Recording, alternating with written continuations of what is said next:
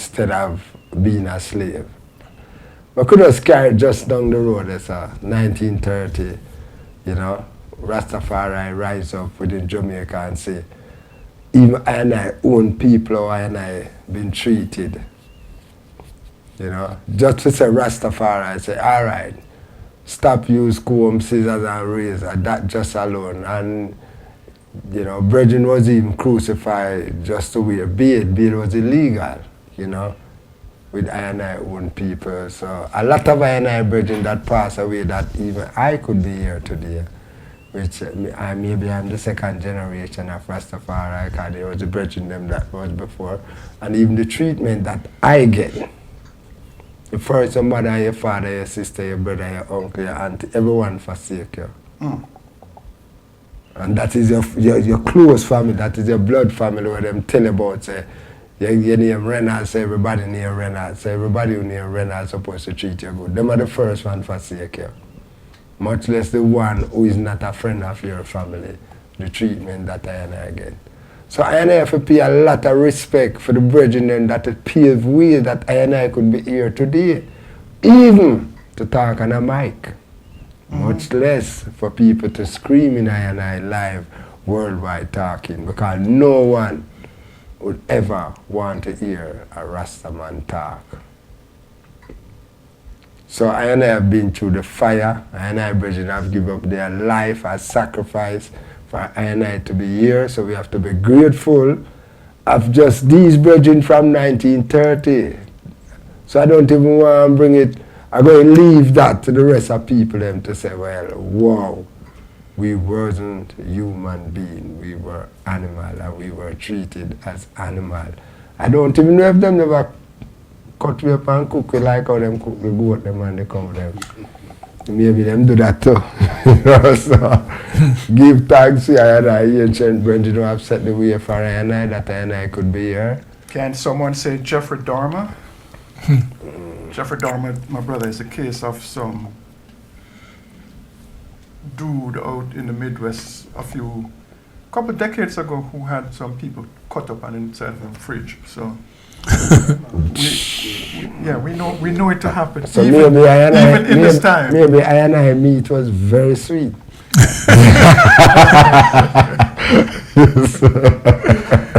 I like that spirit. I like that spirit. But, you know, it's interesting you say that because Seba thought I was kidding when I talked about Dr. King being a Rasta man. But to forsake the comb and the brush and the razor, you weren't allowed the freedom to do that, to be yourself. It seems to me that what Seba said about Dr. King, looking to be left alone to just allow him to do a thing. Yeah. It is that history of Rastafari not being allowed, not being left alone to do the thing and being persecuted time and time and time again in that quest that I draw that comparison. And I think there was something to be said for that in terms of the livity and the spirit of the Dr. King and the works that Dr. King was about, as explained by Seba. Well, how I look at it, Dr. King is a revolutionist, and I and I is a revolutionist also. All right then. We are not a fighter, because we have never fight for anything. I and I are the defender. They fight us and we defend ourselves. Teach. So we're born fighter. We are the defender of this faith, we are the defender of this liberty, we are the defender of I and I people.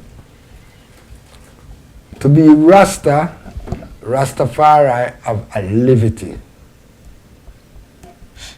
King did not declare Rastafari, but he declared some of the livity of Rastafari. Exactly. The things that I and I as Rastafari agitate for not just Rasta, but the people, I and I people. He was declaring that for his people. But as a man, we'd say a statesman or a man up front, he would try, because there was laws and clause against black people saying certain things, he would try to put it in the way that he doesn't get charged or go to prison. So he was compromising in a little way to get a little slip through. So we still have to give thanks for the great works of him do. Mm-hmm. And even Rastafari brethren right now is still living some of the revolution ways of the king. Right now. Accept it, yes or no. Rastafari is a livity, you know. And it's a revolution livity. We are here to revolute for I and I rights. And yes, all of I and I make mistakes. He make a lot of mistakes, but he have done great works for I and I to be here today. So it's a give thanks to him still. All right, then I like that. I like that. And you've said in a so much more profound way what I was alluding to. And what is so profound in what you just said is that Rastafari is advocating, not just for Rastafari, but for the people. The people. Right. Yeah.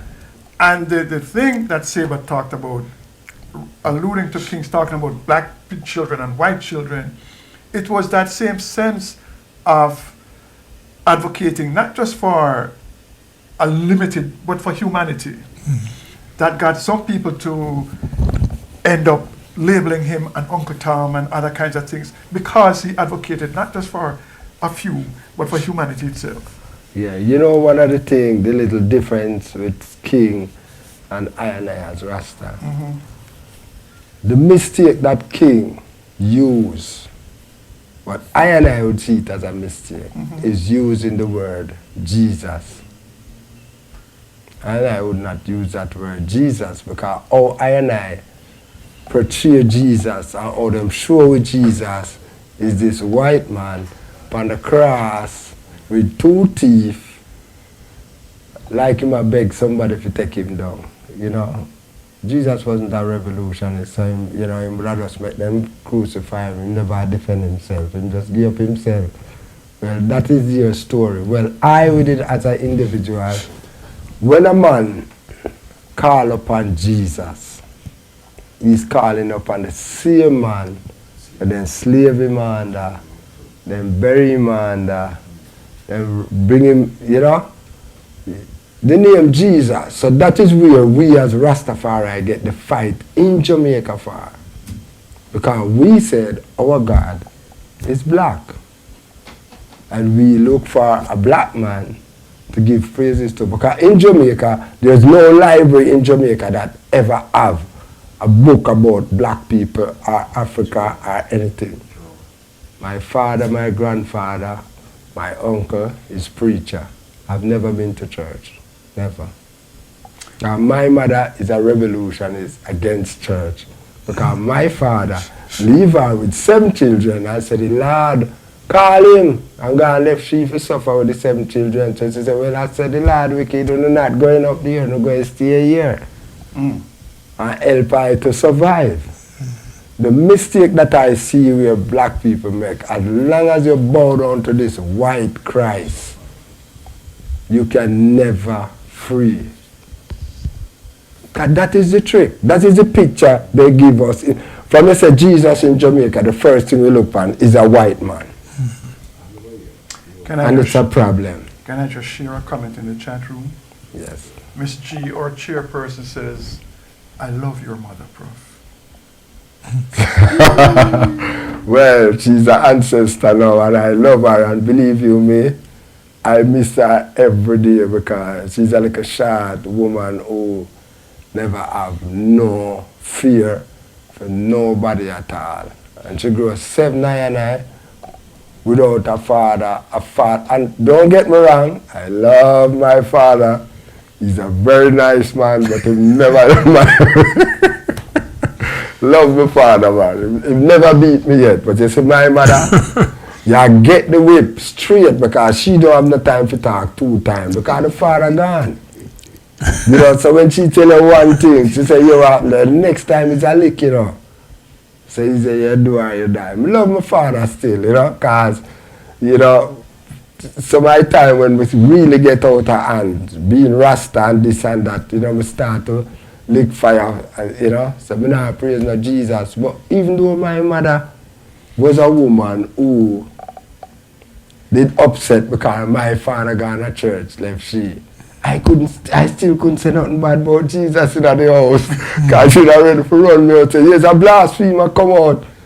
So when she run her out now, me gone up from my father's yard now. And him carry her back down at the yard. And she a tell him, say, well, right now, him don't want me in the house. At 9-year-old, you know, him don't want me in the house because he's a blasphemer. You know, my father said, leave him alone. St. Paul said, every man to him own order. Wow. So I used to love my father because even though I say Rasta, him still I say, leave him, make him do. But I don't know if it's a trick to really make we stay where because you know, as a preacher, very smart, you know. You know why I say him is very smart, because he was a singer before, you know. But think you're going to say as a preacher, I'm very tricky. No, man, I'm smart. Oh, okay. You know why I'm smart? Tell me. Because of the teachings. 5,000 years of brainwash education cannot be erased from 1930 till now. So we still have to love the people, them, sorry for them, and hope them will revive out of that slavery mentality where they really have them on them. You know, so it's not about forgiveness, you know, 'cause I really don't believe in forgiveness. I believe in healing yourself, because if I did believe in forgiveness, the amount of things that people do, I'd rather kill them and take my Bible and say, God forgive me. Seba, jump in, you know. Feel free to jump in any time, because I know there's a lot on your mind from what Prof said. No, you know what? I was thinking, you know, when Dutty Bookman, during the early stages of the Haitian Revolution, when he gave the invocation to the slaves, he said to them that that the God that we worship is not the same God that the slave master worships. No. That the God we worship is a God of righteousness and a God of truth.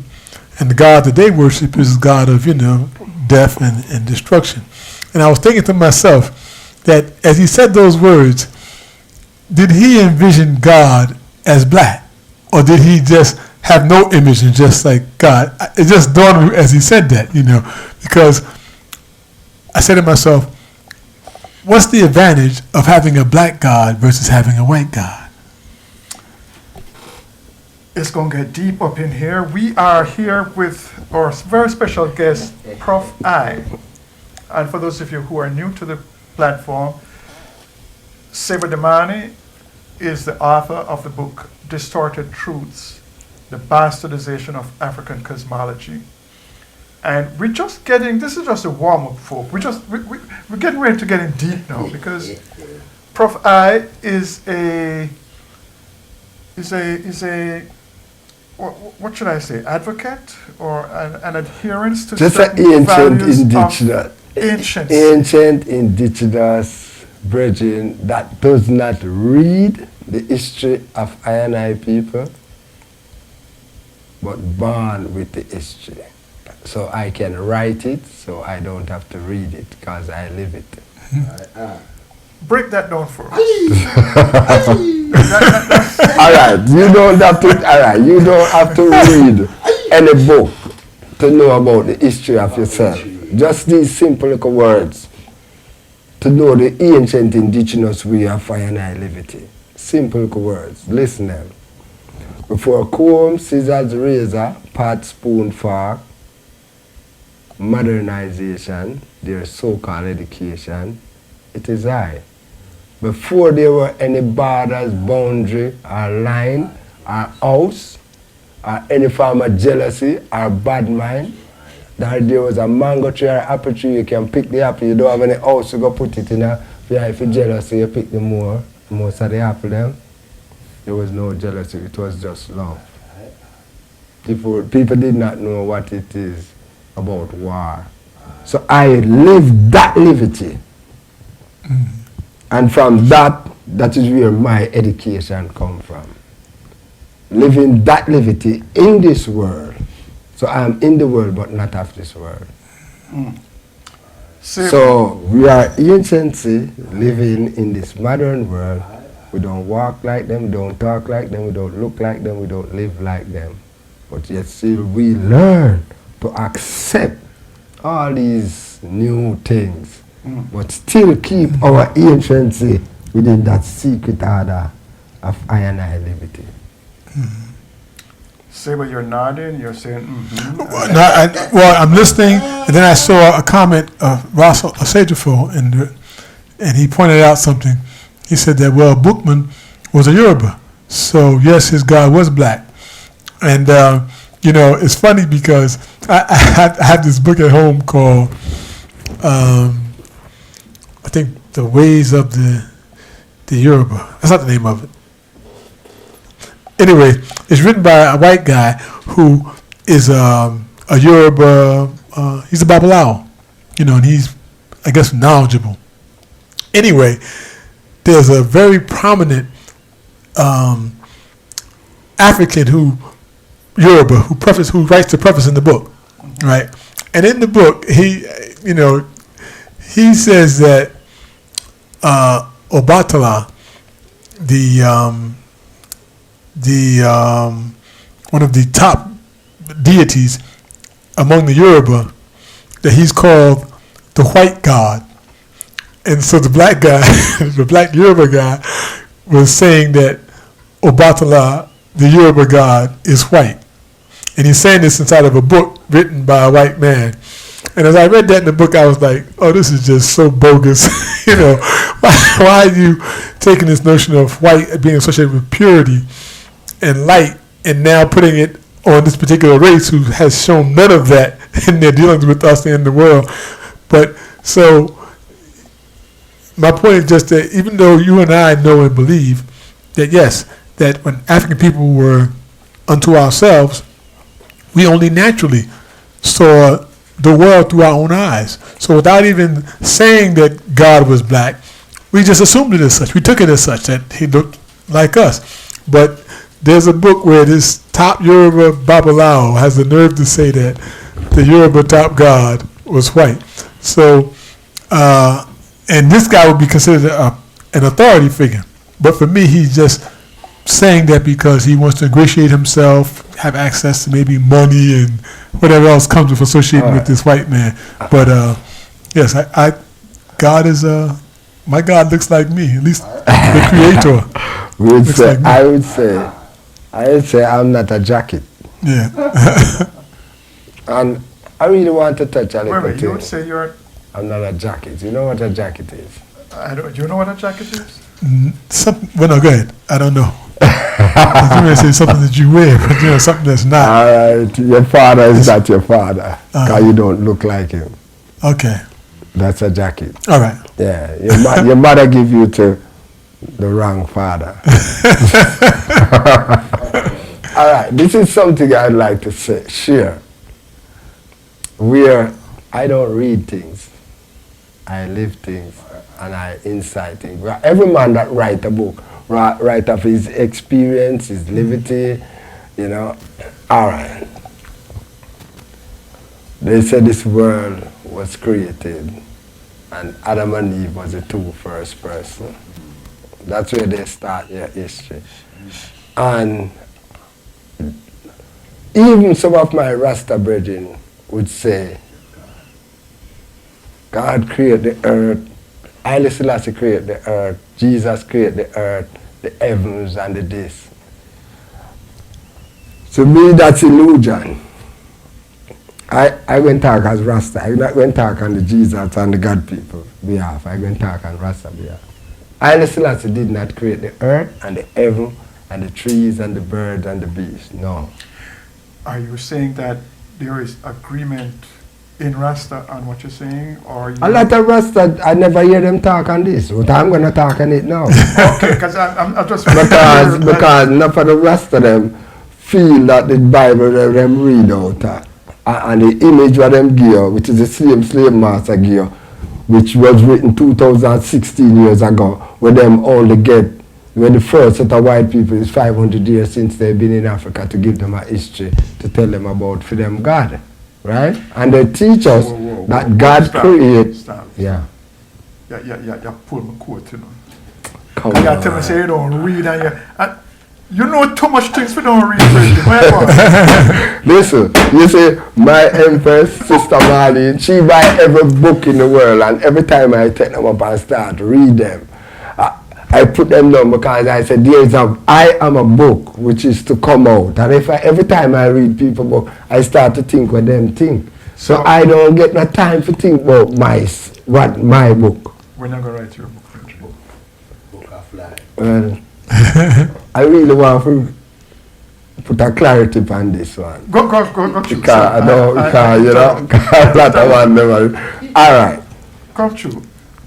The earth Yes. produce everything. No one know whence come the earth. They I seen, oh I see it, everything come out of the earth. People come out of the earth. Animal come out of the universe, same way. Black people come out, I don't know if black people is the first people, or white people, or Indian, or seen, but I know people come out of the earth. Even until now, we still have new insects coming out of the earth. Because here's what they try to teach us, that black man is the first people in creation. Maybe it's true. I don't read to know. But the black man was slave by the white man and get the teachings of the white man. And we as black people sit down every day and said white people is the devil, white people is wicked, white people is this, white people is slave of our people. And we as black people produce those people. But no, I don't believe that. White people come out of white people, black people come out of black people, Indian people come out of India, everything evolved out of the earth. Well, And but look, but you believe in unity, right? There's got to be a common source. Yes, I mean if we believe in unity, all life are equal. That is why. Right. So there must be a common source to the origin Yeah, of it life. must. But if we are gonna say the white man is so wicked, it's you producing. So could have produced something wicked. But look, everyone produce Right. out of their own. But- you know why? Because look Yeah. at it. The white man have his God, the Indian have him God, the Chinese have him God. Where is the black man God? Well, here where I look upon. I look upon the greatest black man that ever walked the face of the earth. Them can't show I no man greater than Emperor Haile Selassie the first.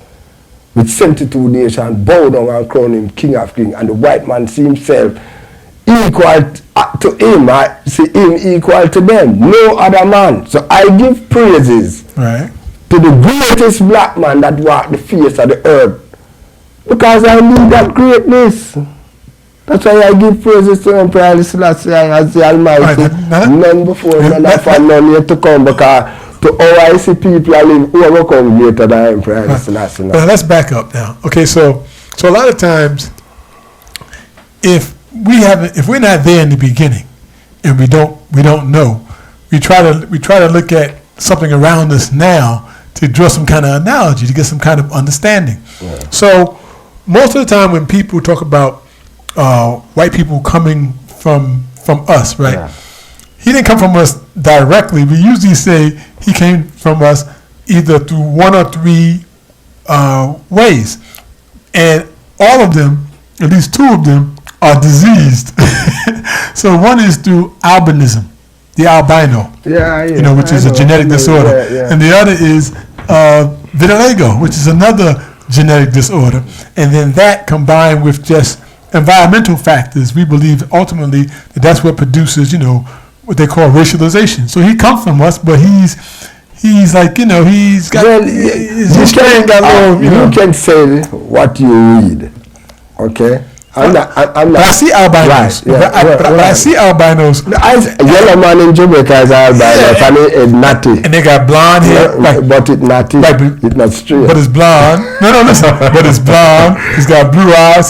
He has the characteristics. Yeah. The hair, okay, but that can change in time. All right, but look, I see it, these things that you tell her, you know, is I read a little about them, but as I tell her, I don't read too much. Right. I just go in and look like because I have my own foresight about things, like how you see some man say themselves scientists now and them are going to dig up bone and I tell you how old the bone is and how, you know, it's not all of them things that I really pack up in my heavens. Right. I don't really pack up a lot of them things there because it's not about backward now, it's about going forward. Right. You understand?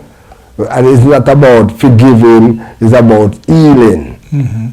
Heal and ourselves to move forward. We move forward from all these racism and all these political warfare, all these kind of things. We are moving forward now as a nation, as a people, as a race. Where's the betterment, where's the upliftment for our children coming, what kind of foundation I have set for the youth and with the next generation. Because even though we are here, looking out against all these other race and nation, what are we doing for our children who is to come? Because we are the same one who buy the biggest television for sit down and have these children watching people killing one another every day before you sit down and teach them about love. First thing when the children, if you go eat now, you sit down, you put the children before the TV. When you see the man shoot one another, bam, bam, bam, bam, you call the children them for watch and say, yeah. But if you see little kids in the go and you tell them to cover up them eye, you know?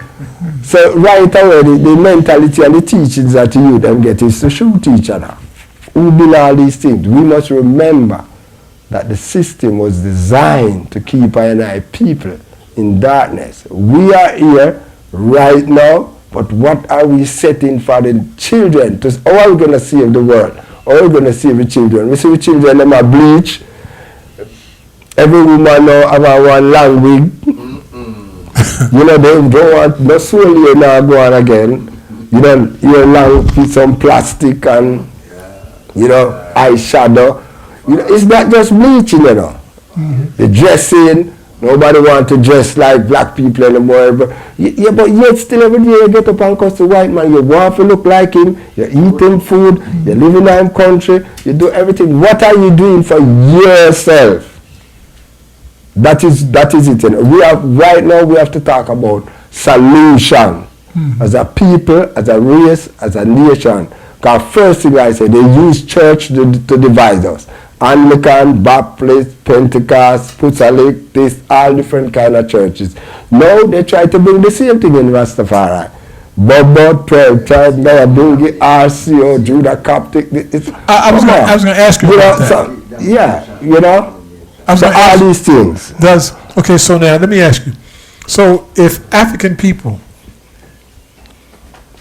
in mass, in large numbers, black people, became Rastafari, would that speed up our progress, our development, you think? Yes.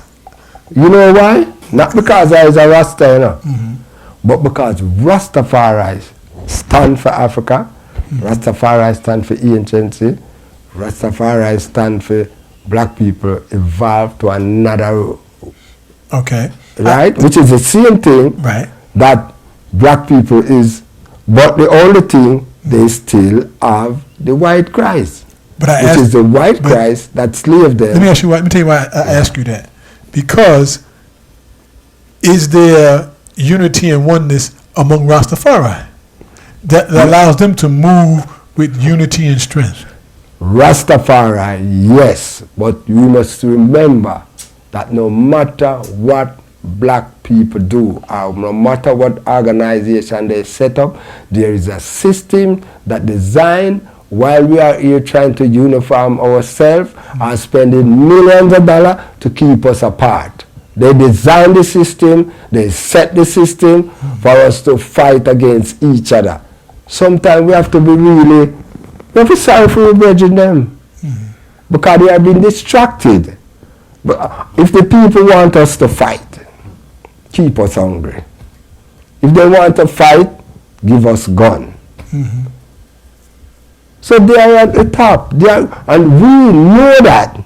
But yet still, we still go to the same resources. We don't try to build our own empire. We don't try to build our own self. The same people who we are fight against is the same people we are go to every day. Still, we have to say them people are most good because they're the poison, you know, but they are poisoning us, yes, but slow poison, but not about immediate poison. And yet, Prof, you describe Rasta as divided as the Christians. Why? It's because the system was designed, they bring religion into Rastafari. Rastafari is not a religion, because religion brings division. Rastafari is not Christianity. Rastafari is an ancient indigenous livity, and it's also a way of life. What really happened is that brethren trying to set different organizations because they want to lead, they want to teach, they want to preach, and they also want to sign up with the system, and they also want to be a part of the system. We are not a part of the system. We are in this world, but not of this world. Bob Marley said, we don't have no friend in our society. So if a Rasta man feel that the society accept him, he's lying. So how then can you say, in response to Brother Seba, that if the masses of black people should accept and become Rastafari? No, I don't want them to accept and become Rastafari, because Rastafari is an inborn concept and it's a way of life. All right. What if I the want them masses to of our do people were Rastafari and living up to the livity of Rastafari livity, because Rastafari livity is an ancient indigenous livity who is in this world, learn to accept technology, everything, and know how to build ourselves. And my question is, those of us who already live the livity end up in various mansions, which is the model of the oppressor. Yes. So how can we model ourselves after the oppressor to escape oppressor when we have modeled ourselves on the oppressor in much the way that our Christian brethren have done? Well, look at it now. Simple. Emperor, Can't be simple now. No, Otherwise it'd be easy to no. live. For God, listen, you see, I know the truth today. I'm on the outside looking at it, you know. On the outside of the whole thing, what is taking place. the outside So that, of Rastafari? no, the world. Okay. Is that outside of Rastafari? No, man, you can't pass Rastafari. I Emperor Haile Selassie, I set up the Ethiopian World Federation, right? Which have different charter of Rastafari, mansion, because he know exactly what was going to happen. You live in New York, next one in California, one in Jamaica, one in this. And when His Majesty set it up, he did not set it up for any individual one. He set it up for every mansion. That's why you have the Bobo, you have the 12 tribe, you have the Orthodox, you have all these people, right? They all get a charter because communication we have to deal with. So the federation, you know, it doesn't say Rastafari, you know. It says we the black people of the world. So it's not really Rasta, you know. It's to organize and centralize black people. But you see, a lot of brethren make it look like it is a Rasta thing. It's not a Rasta thing. It's a thing we're supposed to set up. We own embassy, we own government, we own everything, and we say back to Africa, find ourselves through that charter. You can have different names, nothing is wrong to have 12 tribe, Bobo, Orthodox, this, that, but yes, the same aim and objective, going to Africa, build ourselves, our own government, our own bank, our own this, own everything. But, or I look at the other churches, the Pentecost, the Baptist, the that, Them fight against them one another. I don't see Rasta fight against them one another. Rasta have a little difference. But come on, you never see the whole of, when you come at the function, there was 12 tribes there, there was Bobo there was Bingi there were Orthodox there was non-Rasta there, and wasn't it a beautiful day? Absolutely. But I wouldn't take that to mean that Rasta don't fight against themselves. Listen. Any more than I can. No, it's not fight, We are all lion, lioness. When we roar, we don't roar easy, So when you hear we attack, it's not really fight. Because we are shooting one another. No, because you see when two lions buck up, them are going to roar, but you're not going to see them and lick no fist. Come on now, Prof. You're not suggesting that Rasta is perfect. No, listen. Rastafari is perfect. But Prof-I is not perfect. Explain the perfection of Rastafari. Because Rastafari is the head creator of creation. And he does make mistake. I and I who accept the name Rastafari, we are trying to live that livity. Remember, enough time when we fight against one another, it's because we don't know how to love each other. Because a lot of virgins would have said, Prof-I talk something and Prof-I this and sometimes them listen and say, yes, it's a good idea, but when Prof-I gone, them say, yeah man, also him still not change. But come on. I saw it go after I never told in my mouth. Him just don't know how to accept I. Because enough of my virgin criticize me, But when them say them give me pure love and thing, and why? Because they don't know how to love I. Them love I, but them don't know how to love I. And people don't know love, Could it just be that them is hypocrite? No, I wouldn't say that. They don't know what a man don't know. He's a fool to what he don't know. Him is a hypocrite, because I'm not really different. Hey, listen, if him is a hypocrite, him have to go find out that he free himself and heal for himself, Because if him come with open arms, say him pretend or trying to be a hypocrite. Yeah. Is him not going to hurt himself? He's not hurting I don't know who getting hurt, but I know there's there's hypocrisy in Rasta. You say in everything. Exactly. Yes, but yes. Why the hypocrisy is there is because they don't know how to love. And what a man is a fool to what him don't know. So you still have to lenient with him. Absolutely. That's me I don't have to fight. I don't disagree with but I insist that we have to accept reality as it is. Reality as it. My reality may be different from your reality. Your reality is different from mine. Hold on. Because my reality is the truth, You can't say your one is the truth, Oh, you can say mine is the truth. Yeah, but what I can tell you, I can show you which part it is not the truth. Well, let me ask you a question. You said something a few minutes ago. You said that you used the word perfect. You said that, Rasta. I listen and say, I make I and I perfect. Now, but how about if I said to you, perfection doesn't exist? Like, how you say that, but can you show me an example of perfection? That is your truth. No, can you? No, I'm saying something different now. Now I'm saying, can you show me an example of perfection? Prof-I, my livity. No if, no but, no maybe about that. I can talk for myself. That is perfection. Then which is more perfect than living an ancient indigenous livity, living the livity of love, unity, strength, the first livity, before war, before crime, before hatred, before gossip, before hypocrites. All right, so I am free with my perfection. So next man will have to find freedom in himself. Okay. Then he can establish that to the world, because I know I am free with every living one and creation. So that means that there are other people like you that are also perfect. They are livity.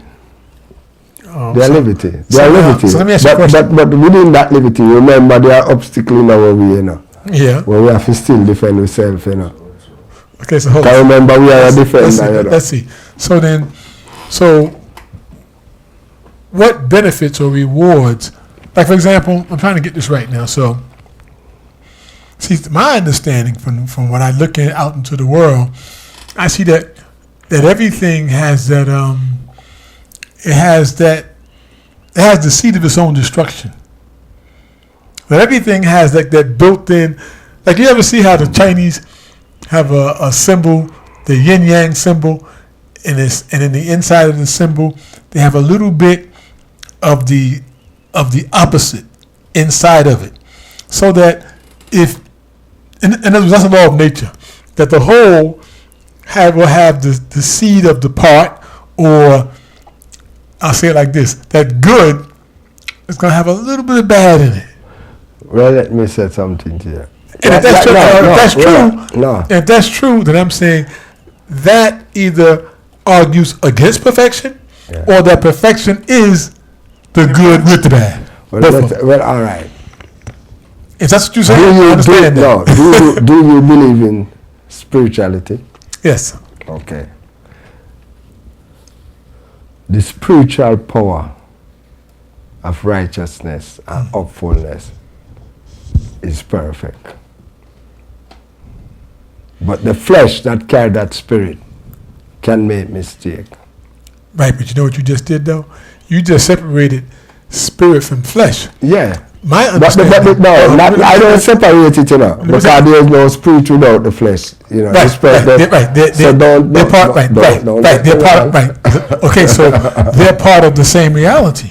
They are, yes. So then you can't. So then you can't separate them. So that. No, I can. So how could I speak of ancestor? Flesh gone, but I still can speak of ancestor. But so listen. All right.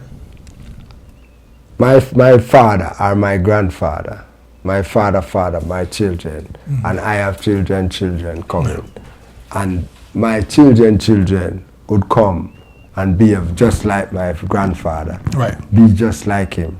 It's the same spirit that got into him, you know. That is how I see it, you know. That spirit but that spirit is coming via material flesh. To the genes and the lineage and everything. So you can't separate them. That's what I'm saying. No, you can't separate them. That even though why we can't separate? Because they're in you. They're a part of you. Yes, you are them. So what are you trying to show me? That whenever the flesh is gone, the spirit is gone too? I'm saying that they always are together. No. When my mother passed away, believe you me, my children is still a part of my mother. Yes, okay. I'm not saying that she's not. But you see, it's not no double business, you know. No. I'm not even saying that either. because really, even the concept of a duppy is really a spiritual person that's not recognized by you. But for somebody, that's somebody's ancestor. Well, that's somebody's ancestor. So no such thing as a ghost. In other words, that's you. That's not a ghost thing we're talking about. I'm talking about the reality, though, you know. No, what I'm saying is just that there's no such thing as a ghost. What you would call a ghost or a duppy is just an unrecognized ancestor. Right, okay. Well, instead of a spirit, then our ancestors. Because sometimes people attack spirits and I don't let them attack. So I could say right. But I'm saying even with that, they just don't recognize. See, so for example, in traditional African faith, when people get, they bring down the spirits, as long as they can recognize who it is, everything is all right. It's when they don't know that the fear comes in. And that fear is what leads people to identify it as a malevolent spirit. Just bring it forward to where the program starts. Okay. The king. All right. Right, the king. The king, right? So we're talking about king now. So Selassie, so you don't see any more king? No. Well, it's not so much that I don't have to. I don't. I physically. I see king in you. Right. Listening to you. Okay. I see a part of king in you. All right. So you keep king alive. I do. Even in my thoughts, I do. But in saying that, Prof, yeah, you are saying that the spirit is connected to that piece of flesh, in order that you see it. For you to see it. Yeah. Yeah. So that lack of separation that Seba is saying is reflected in King's spirit manifested in that body, Yeah. that flesh, manifesting King Spirit, which he's saying that spirit and flesh. Come together. They're always together, right? Yeah. In my mind's eye, I see her. All right. I see you Okay, see your mother in the your other- mind's eye, Yes. and it's a very real experience. You know, it's not So, like it's fake, and it can move The you. power, the to power do. of the spirit is in the flesh. They're connected. I'm saying that this is what I was Yeah. taught. I was taught Listen. that spirit is subtle body or physical, and that physical is gross spirit. In other words, it's just like, you know, okay, in science, right? They'll say to us, look at this right here, right? This is solid, and it's, you know, it's not moving. But in reality, this is all particles and it's movement. You see, now we don't see that, but when you get that powerful magnifying glass, and you'll see that this is composed of energy. In other words, this is spirit too. So even though your you see it, spirituality is kind of different from mine. no, it's the same. No, no, our spirituality is the same. It's the same. It's the same. It's just that I'm saying that. You see, So what when you say the genes now, what all right, the genes, the sperm, what you say? yeah, The that tools. that's. I mean, that is how you see. Like I'm here as a person, Yeah. right? And people may want to see me as an individual, but I'm really the sum total of everybody that came before me. Because they're all in there. They all have their impressions, their hours, and their. Okay, that's why when Prof-I speak, he doesn't just speak Prof-I. Right. He speak for all them ancient brethren, them when trad up monks, even the I them for the first time, you know, educating I. You know, I don't know if I educate the I them still, but we know say it's each one teach one. And in the early day within Rastafari, that's why the politician them in Jamaica, Busterman thief, I would them call him. It's a wherever you see 2 or 3 gather, kill them, work. The jailhouse can hold the cemetery, hold them and all these things. You understand? So, it's just... In the chat room, Rasta Sajafu is saying that the flesh is the temple of the spirit. And we could talk and debate this back and forth. Yeah. I see somebody talked about circular reasoning. Ms. G says, Prof-I, you are speaking in a circular manner. Our ancestors are spirit, and we are spirit having a physical existence.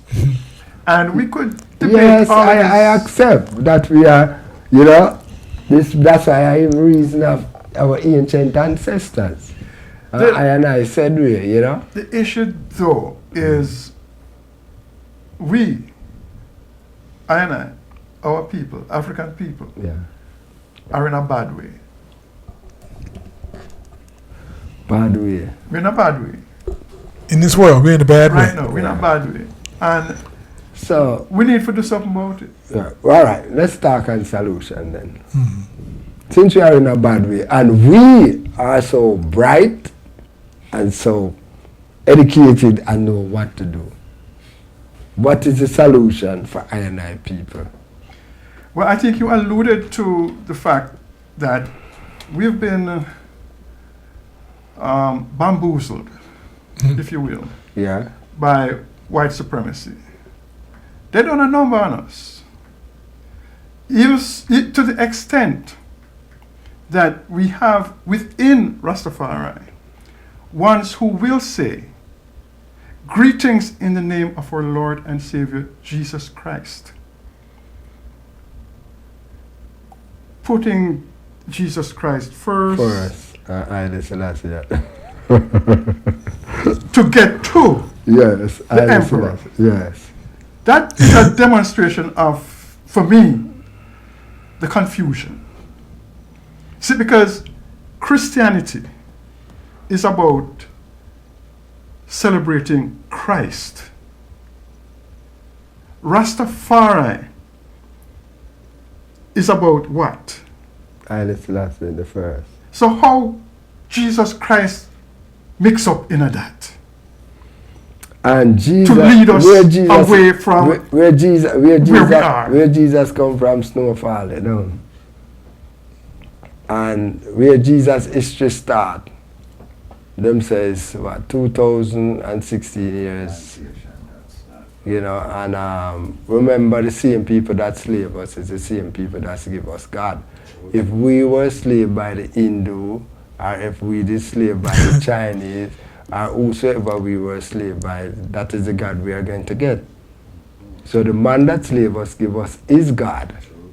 And we were beaten, robbed, raped, everything to praise this God. So as I was saying, 5,000 years of brainwash education could not be wiped away in just 100 years. So you're saying that the thing happened a little bit differently. We might be saying, greetings in the name of our Lord and Savior Allah.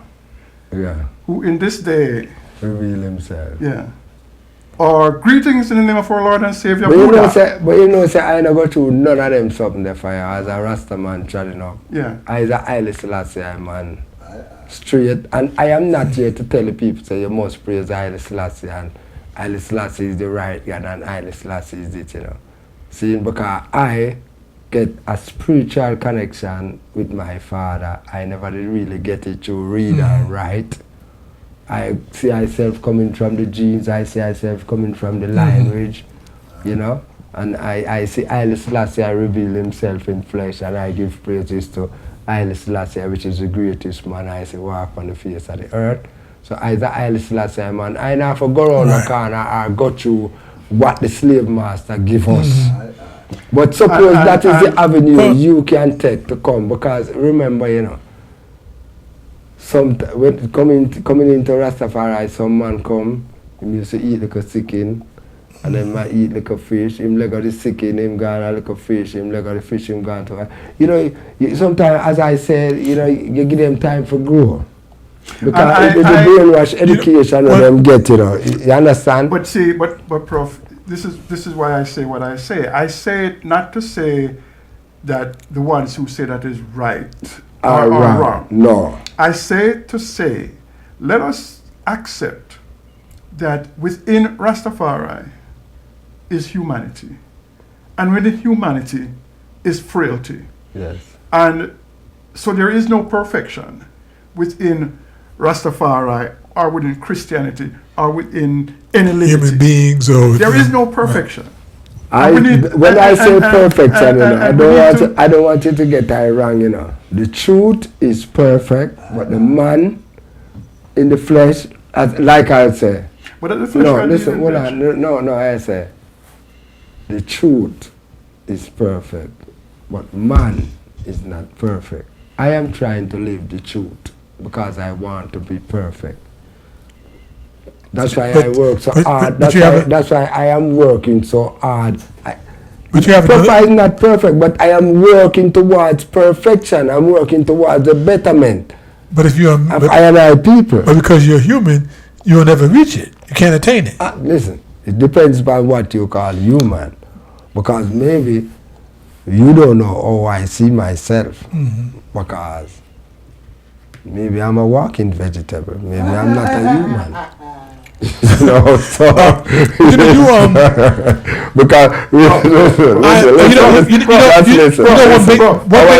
listen, I do not live a man life. I don't live a normal man life. I live an ancient indigenous livity, which man, even for them same Bible when them get the amount of things bad when them say about man, it would have frightened me if I was a Bible doctrine man. When say man to man is so unjust, I don't know how to trust.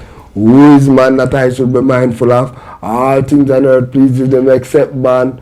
Even though I make man out of my own image and likeness. Prof, you could have mentioned the Komori is not a vegetable, okay? Come on. Let me tell you that, right? I can tell myself what I am. And I can tell you what you are. What do you mean? I can. But how come you can and I can't? You free to say. No, you free to say you want it. I am just as free as you are. I agree with you. You are part vegetable. Give thanks. That the organs in your body are made of vegetables. That's right. So you're part vegetable. I'll give you that. You're not all vegetable. But that's all you eat.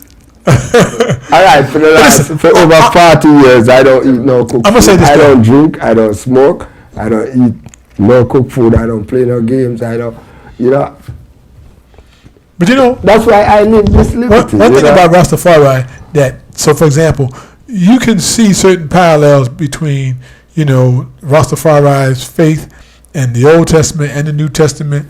And in fact, some Rastafarians, they act and live, people who say they're Rastafari, they will act and live as Christians. But one big difference between Rastafari, as I have experienced Rastafari, is that there's no proselytizing in Rastafari. That's important. There's no Rasta. They don't. They live their life. They live within their space, their own peace. They're not out there trying to convert you or bring you. I've never had that experience with Rastafari. And let me ask you: is that noble or is that selfish? I think that's. I respect that because it allows you to come to your own realization, and when you're ready, you become part. It's a certain awareness that you have to get. So I can respect that. Okay, you know. look at it. How does that stand up though to what Prof says? Each one teach one. Yeah, but Is there a conflict between that concept, each Well, one teach one, yeah, but he doesn't mean- and that No, liberty? that's not the same of- thing. Right. See, No, he's saying teach no. through liberty, meaning Right. that It's- it's your actions and how you conduct your life that people will learn and want to be a part of it. It's not by you, it's not by doctrine. Right, it's not about, listen, right now, teaching no. implies doctrine. What are we doing here now? Well, what are we doing now?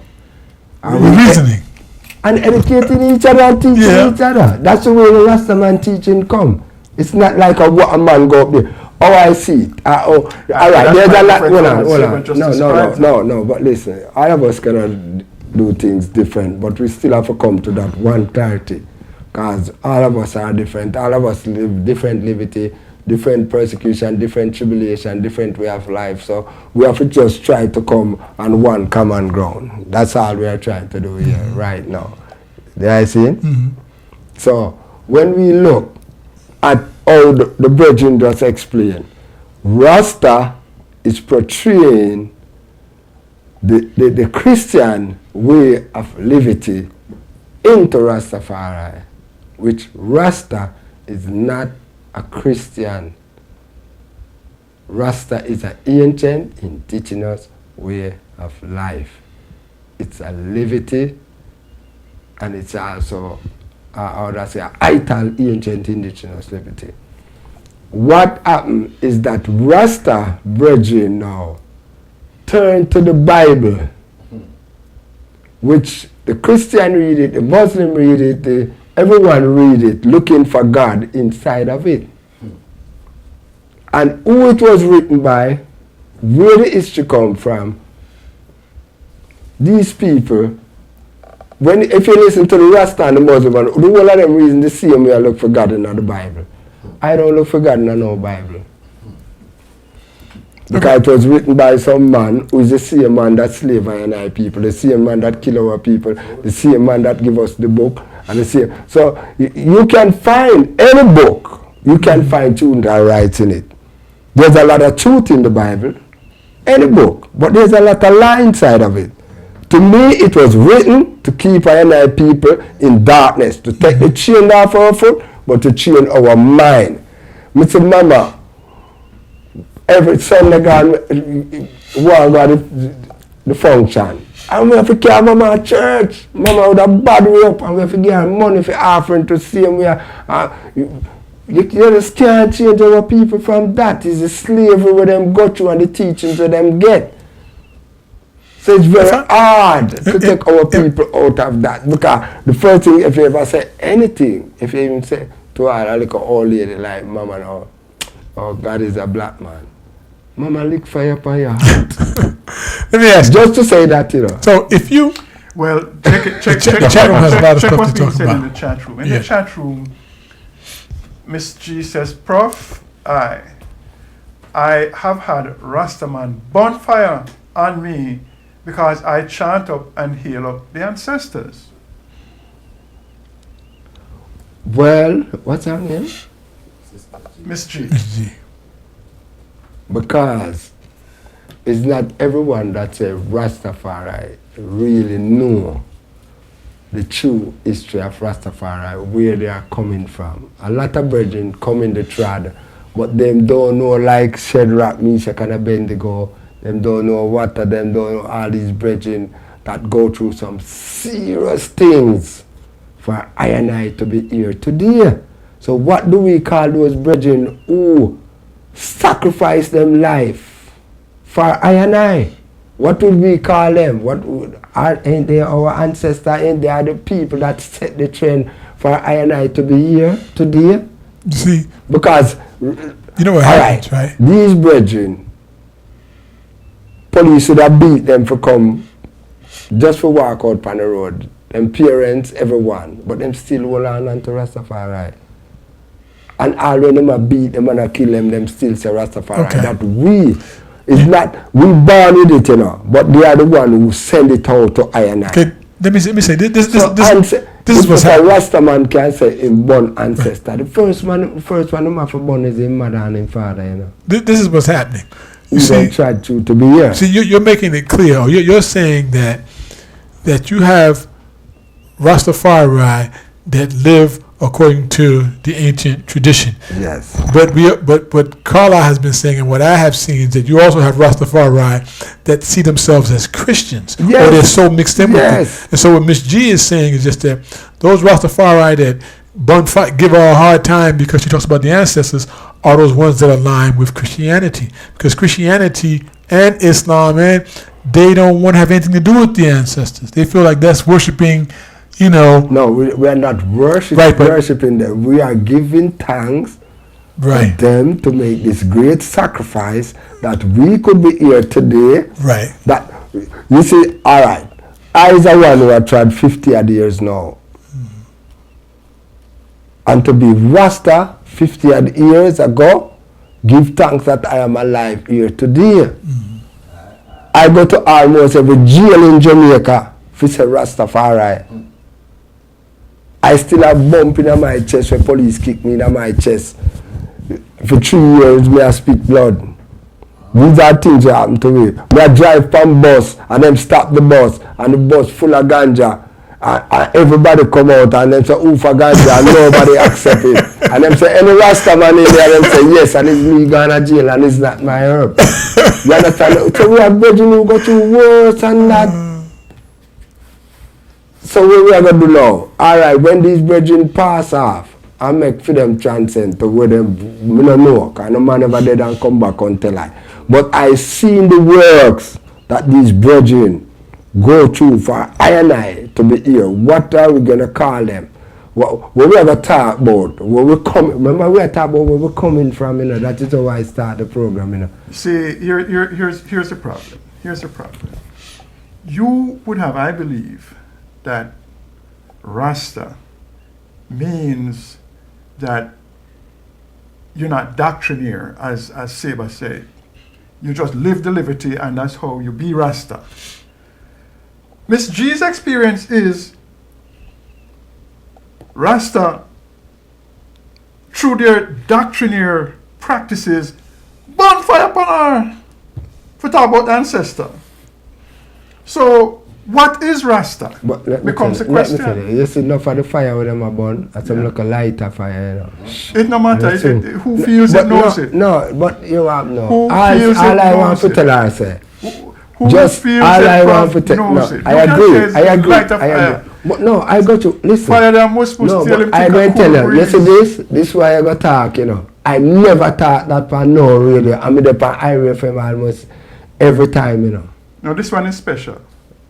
It could have sergeant, general, I tell the eye, what happened to I. Yeah. You know, it's a Rasta tree, me and my pitney them. Man who say I'm a Rasta. When the world a big up.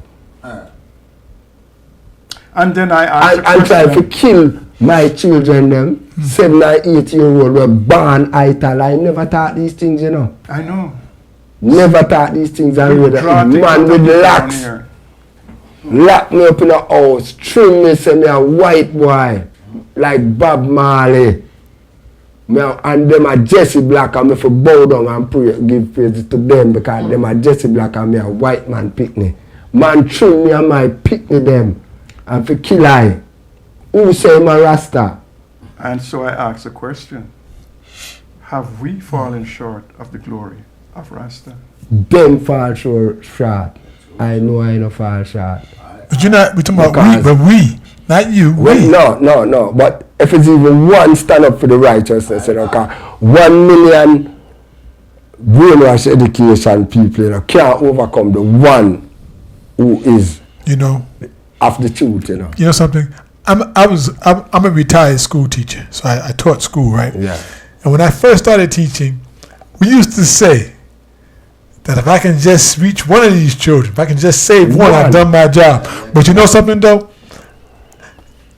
The rate and how fast we're falling and sinking, it's got to be more than one. One Yeah, is we not have to enough. be more than one. One is not enough. Because when you see how I speak now, you think I'm the only one who speak this way? You think I'm the only one who live this way? I have only more brethren, but here what happened to them? They don't talk out. So you see, through I talk out, I become a target. Because all of these black leaders were Target. a target Who's to targeting you? a target to For the Rastafari. society, all who and Rasta brethren, we become the listen, every man that go up front, Malcolm X, King, Marcus, all of them, they become a target. These are some brethren, as long as you go in the limelight and start to talk, it's like you give up your life as sacrifice. Because what I'm saying here today, you know, a lot of Rasta man right now upset and feel like say, true, him a Christian and I is not Christian. And oh, I talk, right? Yes, sir. So hold Yes, sir. on. Prof, go ahead. So you see, these things now, when I talk, my empress of my house and my children, them sometimes them don't even want I to talk because them scared. But I said to them, say, you kill I a million times already, so you still we have to kill I for the truth. Because the truth is the truth, and the truth have no friend beside the truth. Who want to accept it, yes or no, is their problem. I am here, and whosoever want to claim say them hate I don't respect I for how I say I livity, is their problem. I have to just do what I come to do. I didn't plan to come here on this radio station. I didn't plan to be in America.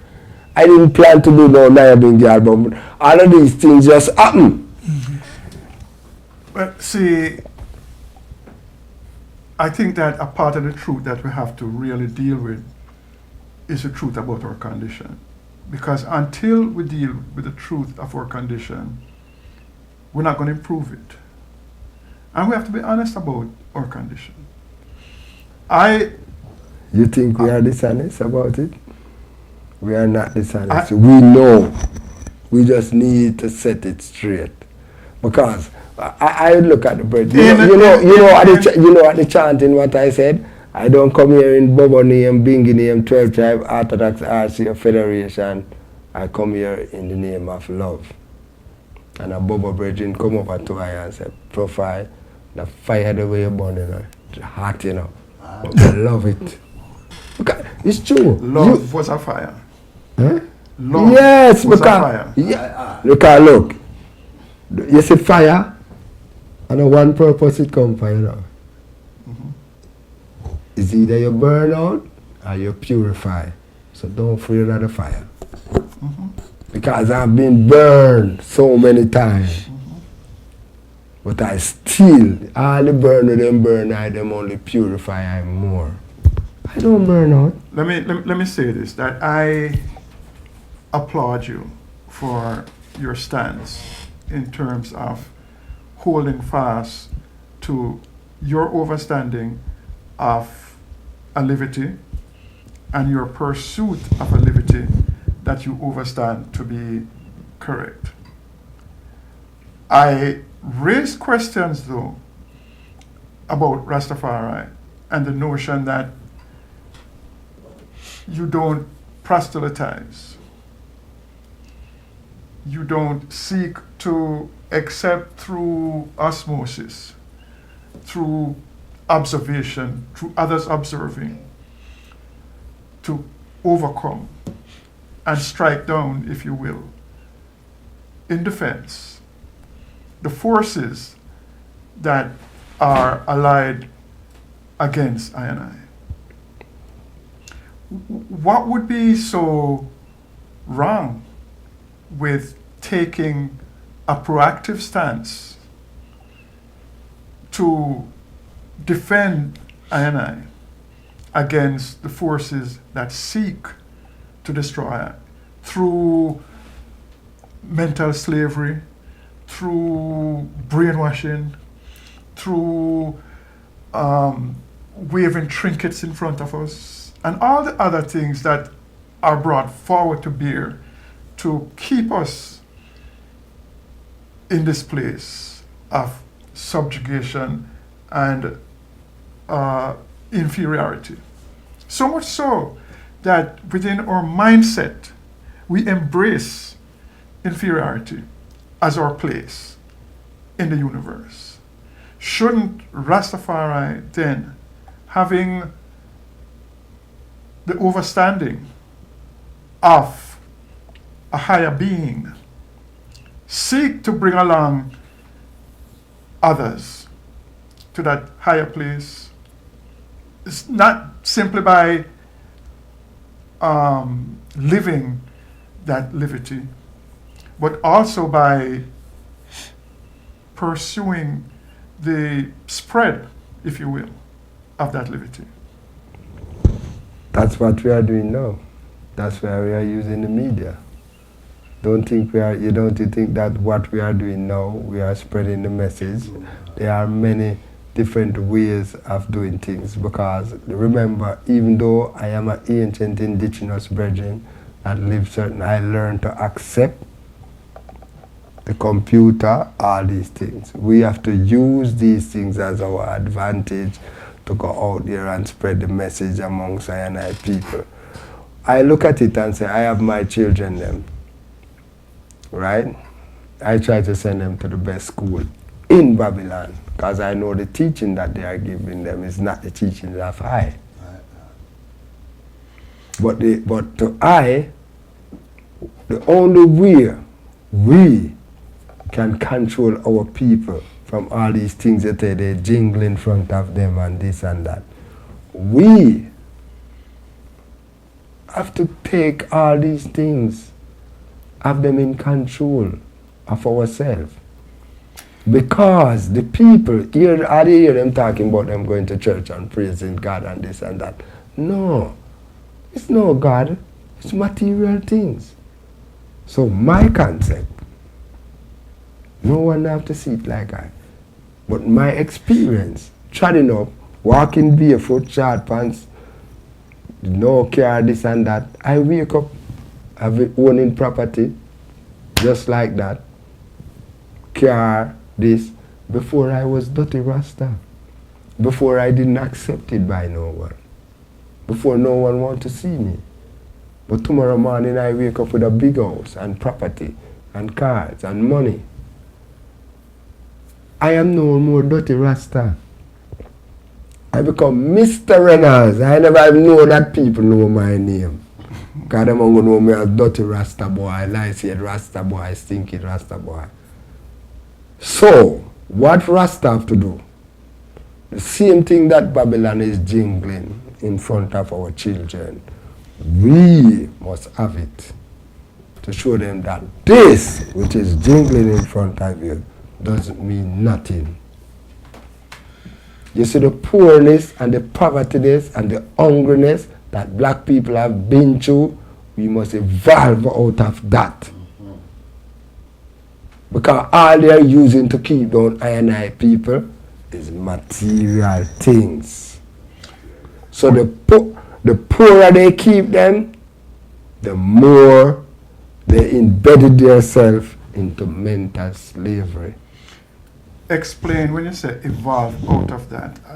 Out of the poorness and the povertiness and the hungriness and the blindness where the people have you under. Because when I come to America then, I don't have no word for experience about America. But it takes you 50 years to own a house. In Jamaica, it takes 3 days the longest for own a house. You know? So, and I see the Jamaican people come up here paying mortgage. Mortgage is slavery. You know what I mean? And Again, the I next, must ask you though, how many people in Jamaica it will take 3 days to own a house? so we take a day because you still have land. You know? Listen. You still have land in Jamaica that people still are capture. There are still crown land there. I talk about Jamaica, I don't know about nowhere else, you know. Because when I moved to the hills, it take a day to climb a coconut tree and build a nice like a thatch house for live in a. And I live there so for years till government come. And when he come, he give one paper. So if you live here for 7 years, you have somewhere to live. You cannot do that here. You can't do it. Well, 7 years is a bit more than 3 days. But I have to go back to the issue that you raised though and ask, is it that I need to acquire money? Yes. Or is it that I need to shift our value of money in our mind's eye? No. You have to maintain your livity, and through your in back, I don't see no tree out there where I can walk go pick an orange or a mango, like in Jamaica. I don't see none. So you are in Babylon then. So them call it Babylon. Or you are in New York, or you are in America, or whatever they want to call it. If you're out here, you're supposed to go out here, getting their education to find yourself on top of the game. Be the doctor, be the nurse, be the lawyer, be the judge where you're supposed to be, because we get that opportunity here as black people. I'm not just talk about Rasta now, you know. You understand? But Two, and then when you have that, you don't have to slave for the next man. You set your own little community, because nothing is wrong with setting your own community, you know, but make that community be a community of love, peace, happiness, and family values. Because remember, you know, they design ghetto for I people to fight one another, and if them want to drop one bomb on the whole of gun. So let us take the ghetto uptown. Let us make it look like Hollywood then as our people. Because since then it's up there, so. You understand? Right. So you see, we need to educate ourselves to be free. Because we have seen black people in bracket and socket and position right now where 50 years ago, where they were, nowhere. So don't feel that we are not, you know, we are evolved. We reach very far, and we are here pressing on to reach further, while the system is pressing harder to keep us down. You speak of here and there, though, as if the system there is a different system than the system here. The system there follow the trend of this system. Yeah, because but it is still late, you know. When the system here come to Jamaica, it's very late. We can see it. We who get the opportunity to travel, we can see it before it come there. But a lot of people come here and see the American dream and forget back home. Because what is happening in Jamaica now? White people, Chinese people, Indian people, they are buying out the land while the Jamaican people come here and make money and buy houses and this, and them don't go back home go buy. Why they don't remember that they leave grandchildren and great-grandchildren down there? Who is going to slave for these people? Why they should build up where they come from? Because tomorrow morning them can get up and say the whole lot of go on the yard. Boom, we don't want to know. What are you going home to? Mr. Trump is working on that, but in the meantime, Seba, you had a question earlier of me about home ownership and wealthy people owning homes in Jamaica or something of that nature. No, I was asking. Going back to when I saw, I think I was watching television and I saw the reenactment of when they killed Peter Tosh. All right, but you told me since then that it's a little more complicated. But if you're an entertainer, a person who has a certain amount of status, and you're in Jamaica, is it? I was asking, is it a, are you welcome? Are you at home? Or do you have to worry about other people trying to think you have more than them? Because I said that because we bring artists here as part of CPR, and they perform in our showcase. And then they go back and they live in Jamaica. And with all the talk you hear about crime in Jamaica, and again, the Peter Tosh thing is always on my mind. I'm saying, so how does an artist feel when they're back home? Do they feel safe, or how are they moving around? Do they feel like they're almost imprisoned in their let me space? tell you, what you're doing, you're pulling me out now. Mm-hmm. And you're gonna let me say something which this supposed to be in my book. Mm-hmm. Peter Tosh trim me and my children Mm-hmm. and try to kill I. Because him say me a white man pick me like Bob Marley, and him a Jesse Black, and him say me no eat fish, and me no smoke herb, and me is not Rasta. And trim me and my pitney them. Peter Tosh trim I the 11th of September. And then 2 years after the 11th of September, the same day, I am the first man them old for Peter murder. Mm-hmm. So don't feel like these brother was living any farmer, Rastafari are up for livity. Mm-hmm. We have a lot of imposter. They come amongst and get the great words and thing and go out there and put it on records and this or that. But I leave that for my book. That's why I tell you my book. Because a lot of brethren right now, worldwide, is bigging up Peter Tosh. Peter Tosh is a child abuser. Peter Tosh trim my pitney them, kick them down staircase, have gun on my head, trim off my locks, run me away locks. Bob, Bunny and Peter never have locks. I wasn't even treading Rastafari. When they were singing about bend down low and catch a fire and who's Mr. Brown in Calf, I was in Rastafari. I know when Bunny Whalers come from prison as Barley, the man Bongo Gabby. I was saying Rastafari long time. So me go through things. So when I see things happen to reggae artists, when they come home, it's because of what they have done to people. People don't just get up and right now, Jamaica is one of the most beautiful place right now on earth where I live. I live in my house with 20 a day. I never have a lock on it. My door never lock. I live free is how you live. The things that you do and anywhere in the world that will happen to people. This a locks when me have on. Peter Tosh trim off my locks and my pitney them born Italian. So alright, take her out of it. What did my children who is 7 and 8 years old do to you? Because him accuse her, say I thief ring and chain, and I tell him say from the day I born I fight to take black people out of chain. I don't wear chain and I don't wear ring. But him accuse I have that. And when them find the ring and chain, him claim say I is a Batman, because you know if you call a man Batman at Jamaica, what them gonna think about you? After Peter trim Peter did not do no more show in Jamaica. Him run where and his eye them want to charge for murder, and I never know nothing about it, but it's never I alone him do things. Him do other people. So all these people who's bigging up Peter Tosh, a barber Tosh I call him, without any apology. Those man come amongst the brethren them and learn something about Rastafari and go there and sing it. But they wasn't living Rasta. A lot of these brethren are not living Rasta.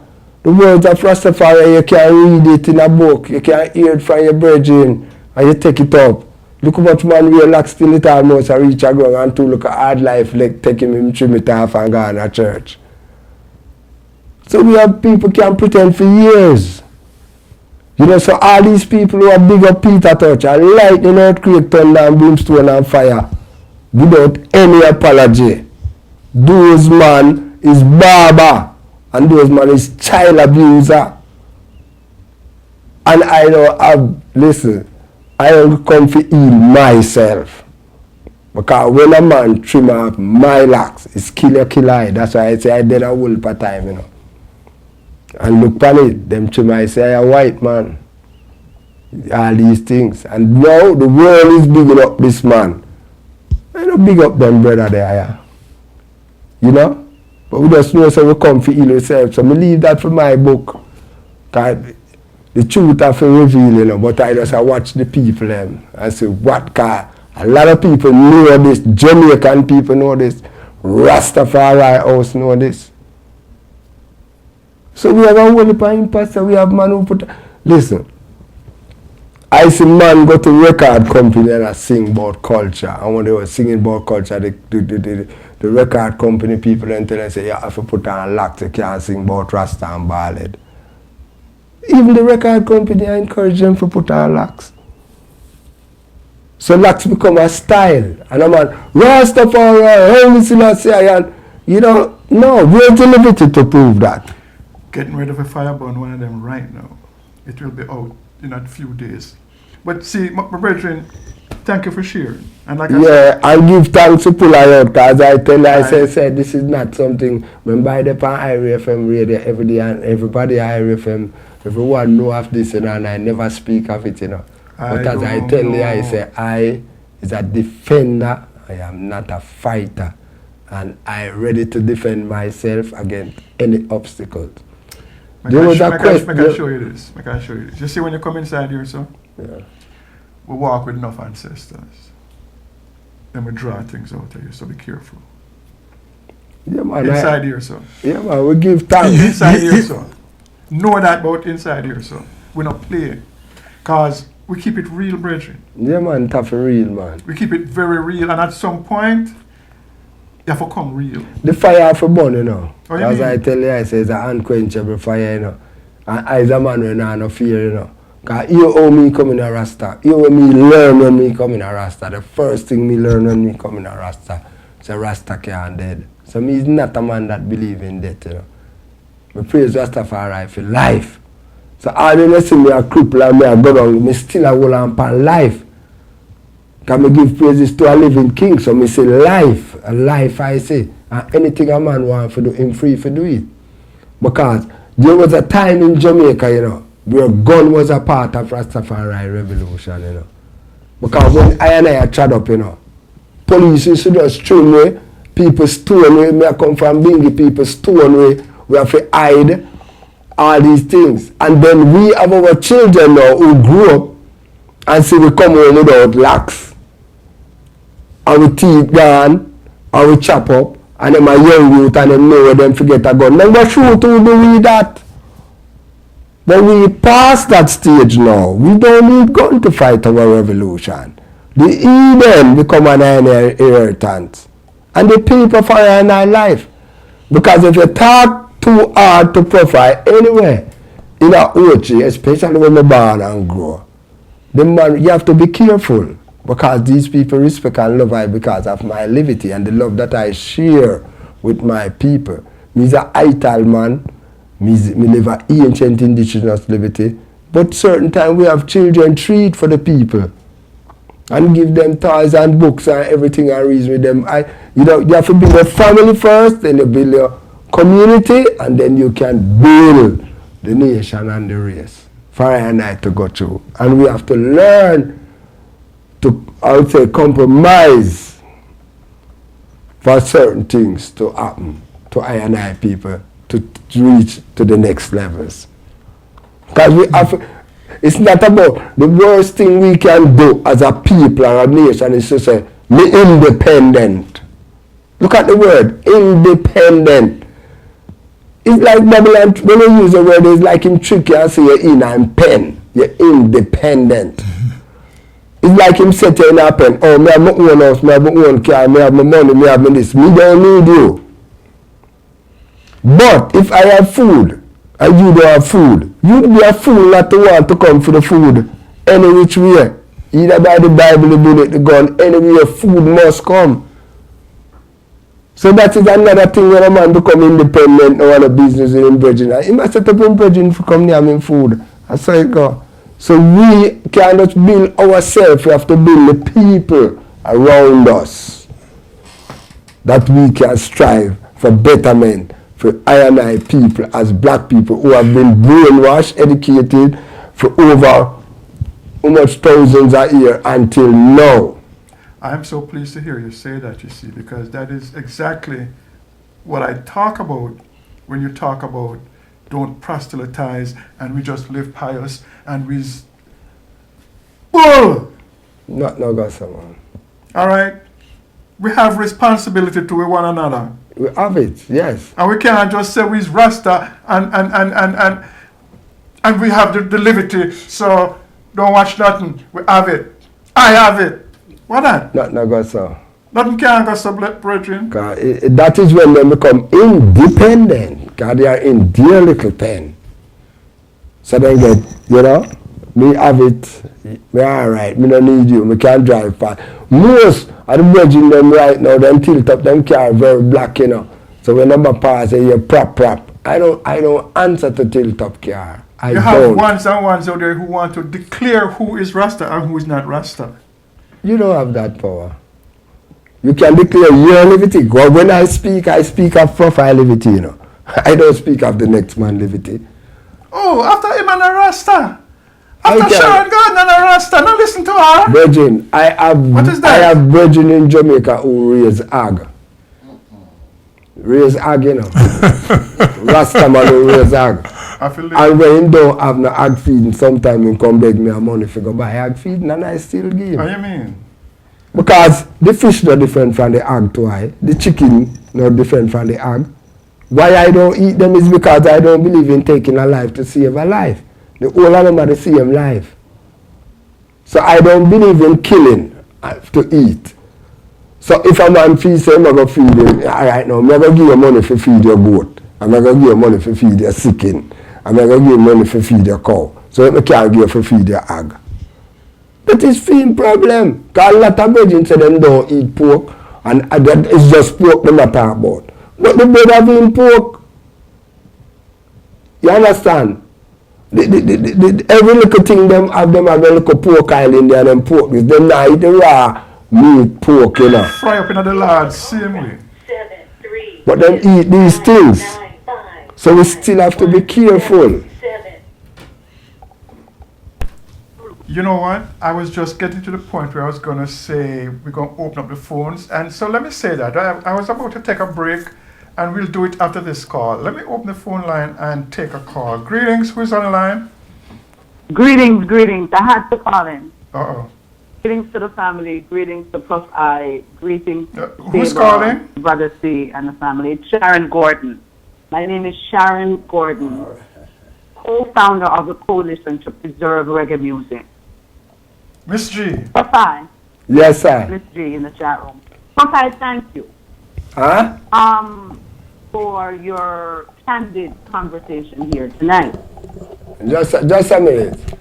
I can't hear what Prof-I is saying. Go ahead. What did Prof-I say? No, I'm not hearing it clear. That's what I'm saying. Can you turn me up, Brother C? Yeah, we did. Yeah. Keep talking, Miss G. Keep talking. Okay.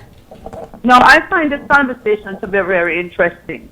You see, Prof-I, when you first started speaking, and you were being so nice and sweet and diplomatic about these Rastas and everybody trying to make it sound like everybody's lovely, I knew there would be a place, you see, where you would have to come and speak the truth. Because the students of CPR demands that. The ancestors are in there, Prof-I. So I'm glad that you came to that place. Because it's the Prof-I, there's a lot of hypocrisy in Rasta. Until we start dealing with that hypocrisy, we're going to continue. Because you see, if you're white and you're exploiting Rasta and reggae, you're polluted and celebrated. When you're black and Jamaican and trying to uplift your culture and your people, you know what I'm doing to you? They target you and say, don't support them. Bonfire upon them. So it's 12 years we have CTR. And my brethren, you get your locks put off. We get our locks put off to get our foot broke. We get on his Rasta doing it. True. And when I, Sister Sharon God, fear no God, to know that about me. The rest of them, they don't like. Because you see, I'm going to tell them respectfully for them to sit on one side with them hypocrisy. Because you can't feel me up and you can't touch me up. You hear me? I see you wearing a banner on your head. Are you a 12 tribe member? No. Because we born a fire on 12 tribe. A 12 tribe, we go know about sexual abuse and them things there. So I and I people from Rasta. 12 tribe. It's 12 tribe me go. And if me never hold my head right, I would have been a victim of that. And when I try to talk about those things, you know what them do to me, Prof-I? Yes, sir. Them, if them could have told me I'm beat for them people, they couldn't. Because my brother them teach me to fight from a little. So I have to run with these 12 tribes. You know what to you, Prof-I? Yes. And where we live. So you talk about where you live. When I speak about Rasta, I'm speaking about I experience. True. And then I come from America and I run up in the worst at the Rasta them. I'm going to tell you something. When you come on and you start talking about this and that and trying to make it so nice, I'm not buying it for Prof-I. So I'm glad to see you come to a place now where you feel the beast and you talk to. But I love and I respect that. Respect to you that. Sister, I and I still have to talk about the goodness of this tribe, because if there wasn't any goodness of this tribe, I'd have true man gone long time. I don't mind full of the feel. From I've been in Rastafari, I've never joined anything. I did not know any Rastaman when I said Rastafari. I'm not a follower. I've never joined anything. Never. But I've worked with them. I listen to the I know. I have worked with every Rasta house. Because in everything they are good and bad. Absolutely. But that is a given. So when you go to 12 tribe, didn't you learn anything good? Nothing. I learned nothing. Well, you have made a big mistake. You have made a big mistake. Trying to find a way. I've always been brilliant. Well, I've seen a lot of good 12 tribe brethren that I respect I'm glad and to hear love. that. So you can talk of your experience, you know. Absolutely, and that is what I'm doing. But don't make it really, don't it annoys me, sister. When Rastas try to act as if you cannot speak about what is really. I can tell you right now, there's a situation that is happening. We as Rasta people watch white people come into our thing and take it over. Talk of yourself. Don't say Prof-I. Talk about yourself. At what point did I say Prof-I? Because you said we as Rasta people let white people come and take it over. Talk about yourself. Wait. I don't do that. Wait. Stop Prof-I. Stop a minute. Hold on. Let me understand what you're saying. That is not the truth. Rastas don't allow white people to come and take over their culture and celebrate it? No. And make money off of it? No. That's not true? Not my culture. Yours. Talk on yourself. Hold on a little bit. Wait just said to me a while ago, Prof-I. Talk on yourself. Which culture? There are still brethren who is living under the livity of the uprightness of Rastafari. So whenever you have to talk, remember when the program started, we say, one have to talk of their tribulation, their persecution, their experience. So you are talking about your experience. Well, to me, give thanks to Rastafari, I did not make that mistake to see an organization which is so disorganized with so much bad people that I can't even wear the red, gold, or green when you're not going to lick I down. You understand? You make those mistakes, so you need to correct those mistakes and do not show. And I did. But you're not supposed to show it on all the 12 tribe brethren. I have a lot of good 12 tribe brethren. Wait. And I love them. And you can't tell I say I don't love them. Come on. But I never did. How did you put all of that in what I said? I never said any of that to you. So how did that become what I said to you? I never said that to you.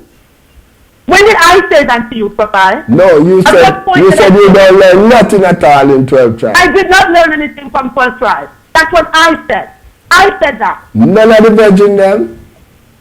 You want to know what I learned from 12 tribes at age 13, 14, 15, and 16 when I left to come to America? That you must make sure that we ever dance You make sure that you have on a piece of leggings underneath your skirt. So when them hold you, you have time for run, and at least if your skirt rip off, you have on something underneath it. You want to know what else I learned? When I go to 12 tribe and I'm reading, shut your mouth because you're a sister, you must have nothing to say. You have to listen to what the man them say. And those are the things I learned when I went to 12 tribe as a little alpha girl. And you're going to tell me what? So no, you blame the victim, Prof-I?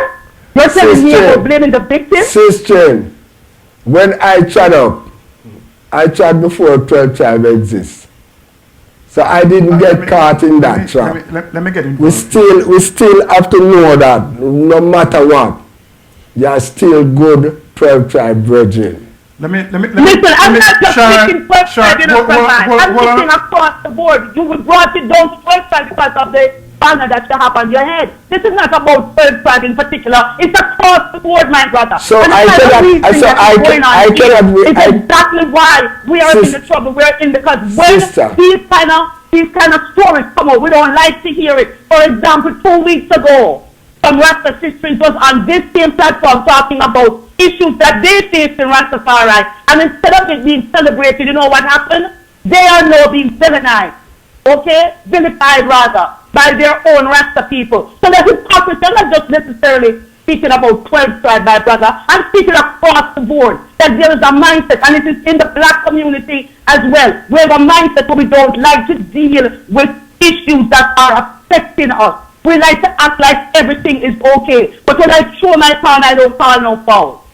All right? I don't call So sister, we are here listening to you. So you are going to crucify me to wear a red, gold, and green tie. I never crucified you. Who said so that? So you try to find out why I have on a red, gold, and green tie. If you were a 12 tribe member, don't put words in my mouth. I've never been a 12 tribe. Sister, calm down. I never said that. Calm down. I'm not saying that I said that because I did not.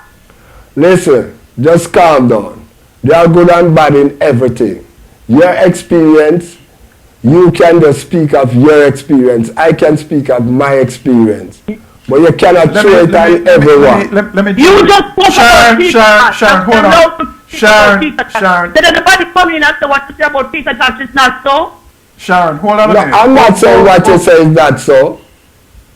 Sharon, I'm not looking at any difference. Sharon, hold on a minute. Because I see the roots of all of this right here in the Bible.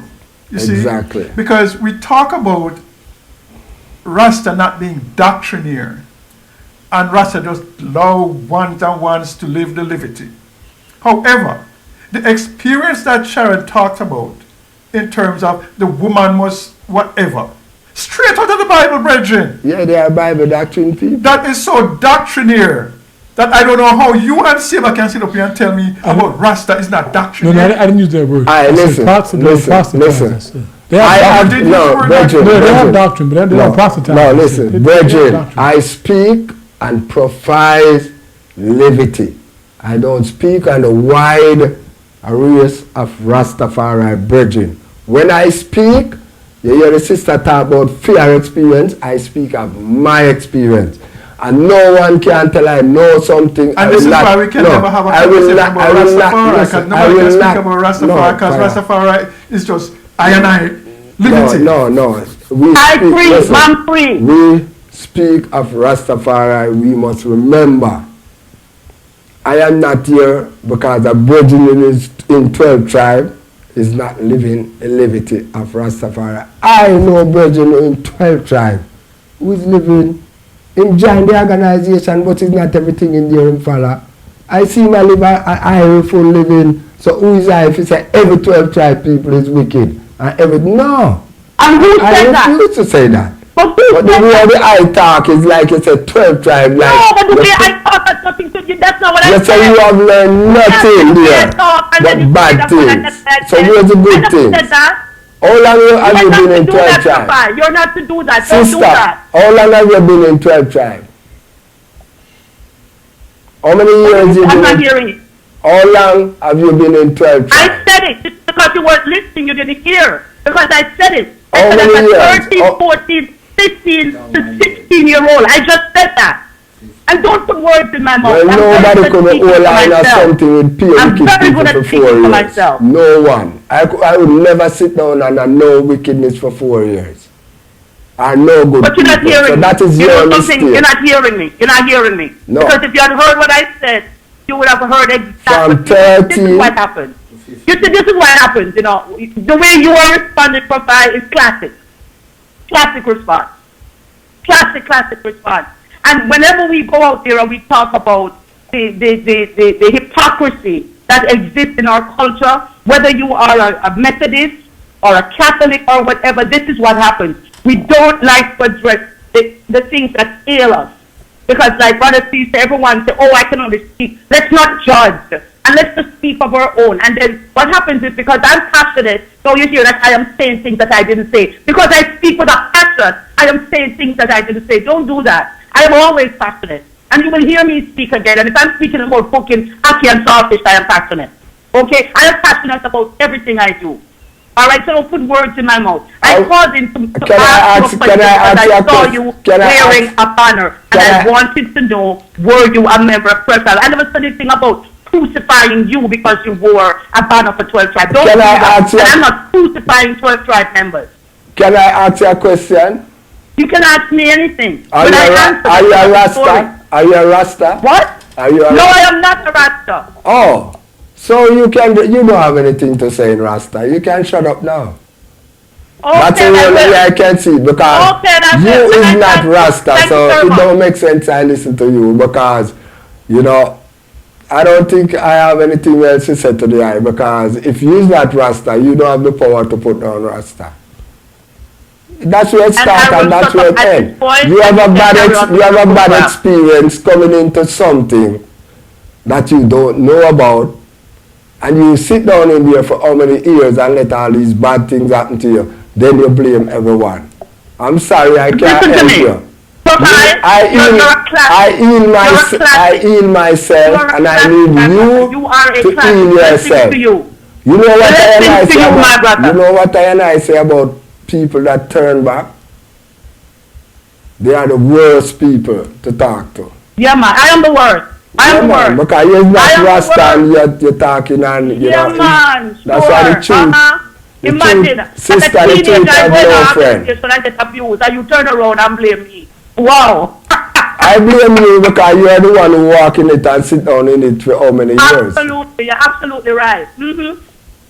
Wonderful. Thank you very much. And I thank you too. And have a nice day. You cannot stop the love of Rastafari. I still love I Virgin, no matter how much mistake they make.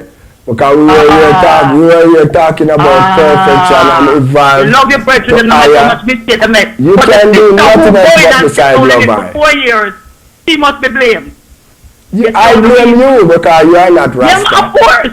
Of course it's your fault. Your mindset. So, Prof-I, I don't understand what you're saying. Hold on, I'm gone. Peace and love. I'm off. Thanks for calling. Peace. I'm off. Thank you. You take care. You distinguish one's humanity based on whether or not there is Rasta?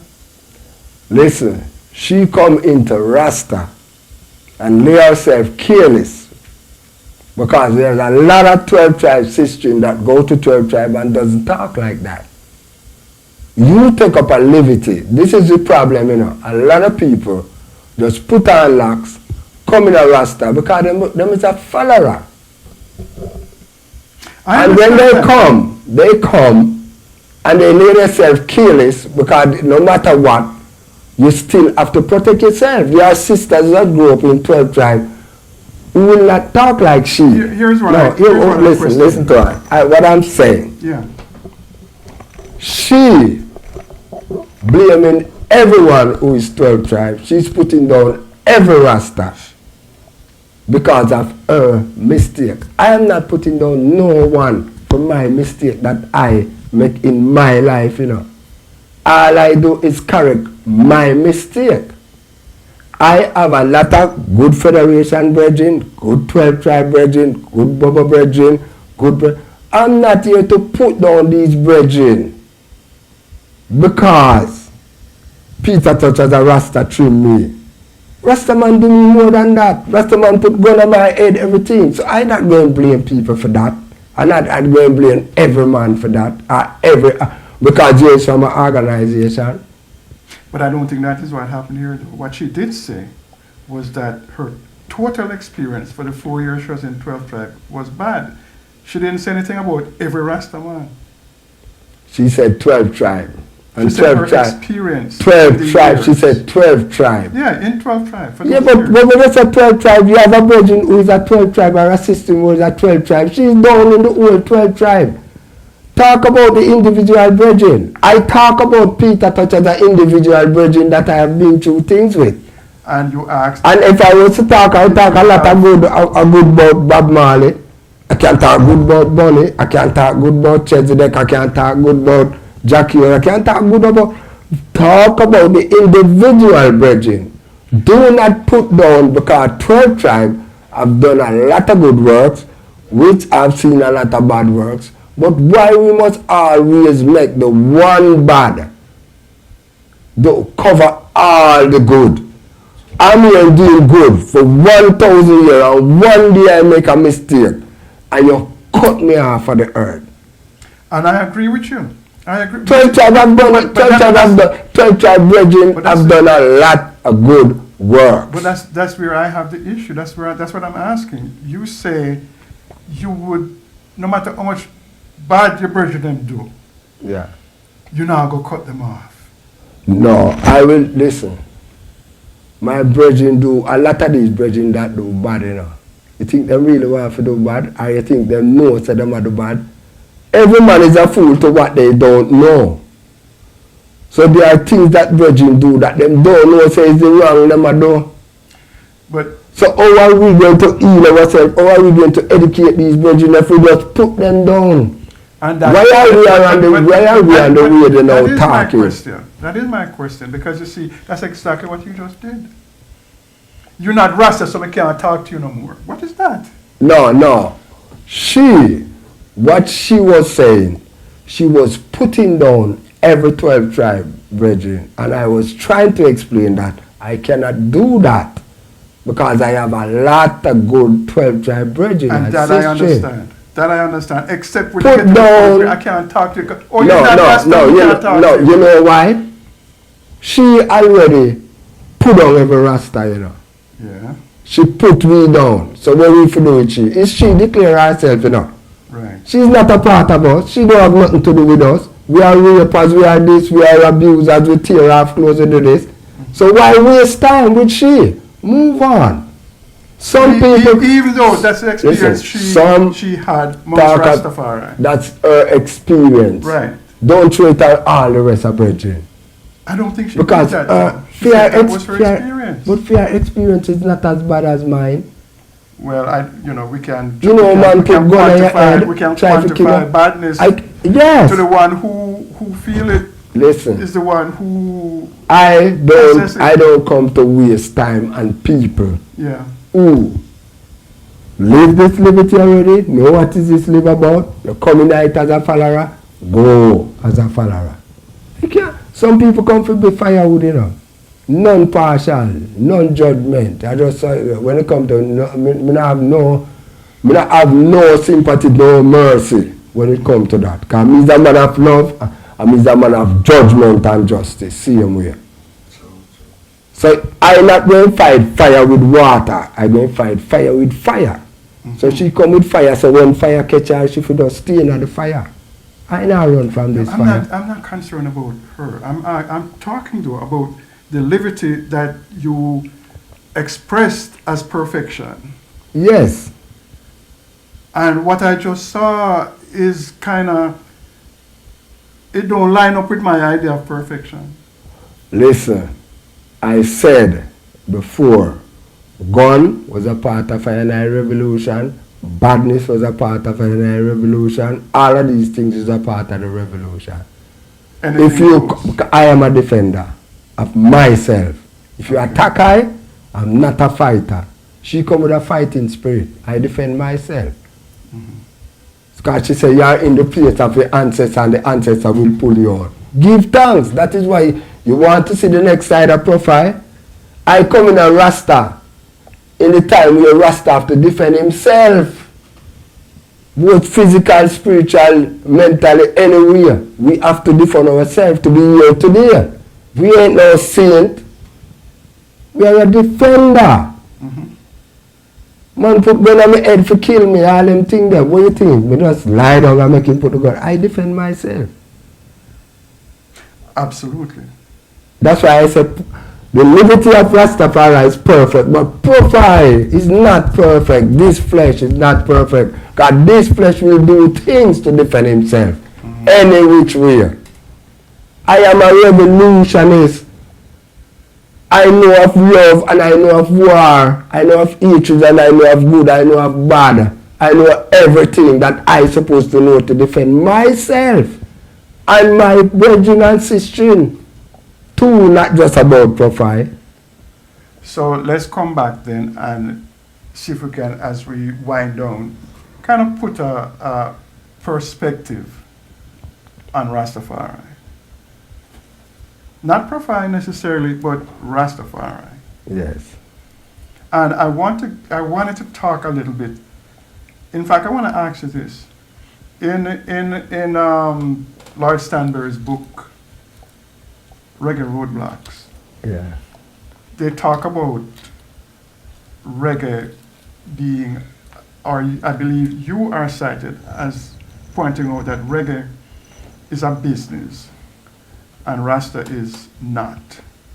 Can you talk a little bit about that? Yes. Some of the times we have? Well, I see reggae as a business of Rastafari. Because in Rastafari, there is no business. It's a spiritual livity. The business part of Rasta is reggae. The business part is farming, making time, this, that, all those things is not Rasta. It's Rasta is doing these things. Because reggae spread the message, but you have to pay for it. So that's the business part.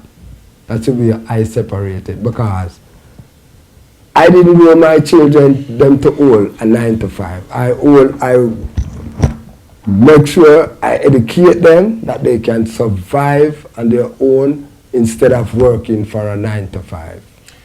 So first, when I chat up, I talk of my experience. When I chat up, I livity was the fork and the cutlass and the pickaxe and the file and the hoe and you go bush go plant food, and that is what we survive off of. Farming.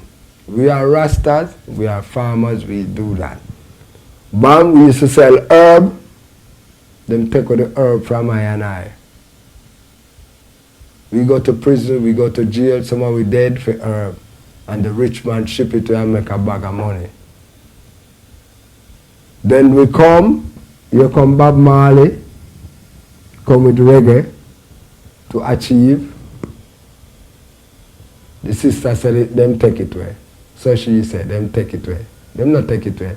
Them take away some of it, because we still have the root. But that, nowadays, when a man call a reggae artist to sing, them don't want to pay them. But it is a business. Rastafari is not a business. Rastafari is a way of life, it's a spiritual movement. There's no money in Rastafari. You have to come clean, open, clean hands and pure in heart. So you have to come to Rastafari. Anything outside of that, which is money, it's the business of Rasta. Isn't this though kind of like separating the body from the spirit again? No. And when you say, No. see, again we come back to the issue of proselytizing. Why You you think we are separating? We are separating the livity of Rastafari from the financial part. It's a spiritual, them say spiritual and material come hand in hand. The spiritual livity is Rastafari and the material part is the statical part where I and I achieve to take care of I and I self. It's simple. I wanted to ask though about the proselytizing, because you and Seba agree that one of the characteristics of Rasta is that there is no proselytizing. However, as you just explained it, reggae is the vehicle of It's the Rasta business, the business. for proselytizing. So, which way is Well, it? Is it that Rasta? okay, now, well, like I said, yeah, from my experience, Rasta doesn't proselytize. Now, I've been listening to reggae music for, 35, 36 years, and it doesn't have the effect of proselytizing, though. In other words, it's a message, and it gets out a certain message. But the message, for me, it arouses my political consciousness. Even though, let's, for example, I take Bob Marley, or I can even take, Still Pulse or any other artist. You'll have a song that will talk political, but then you have a song that will talk spiritual, and it's like it. For me, reggae blends them both well, but it doesn't tell me that in order for me to be successful in life, or in order for me to, experience the afterlife or whatever, that I have to become Rasta. See, it informs me about what's happening in the world, and I can identify with it, and it can move me, but it doesn't directly tell me to become Rasta. And so for you, proselytizing is not selling the message, but selling the organization? It's an attempt to increase membership, to spread the religion, to increase membership, to get converts. And I don't find that reggae music necessarily, the music doesn't do that. It conveys a message, and you can identify with it, but it doesn't beat you over the head, and it doesn't do that. No. It allows you to be yourself. What it do, it educate the people about this love and this livity of Rastafari. But it is the Rasta that do the business. That's the business part. For instance, when I go to a bingi or a chanting, it's not about business. It's not about business. It's about giving praises to the King, the unity and the love amongst NI people. It's about praises. It's not a place where you have to pay, go in and buy and sell. No, it's not about that. It's about praises. When we leave there, we go out on the business part. That's why a lot of people. That's why. If we look. But we need one to balance the other. That's why we say spiritual and material must come hands in hands. It's too separate, It's separate.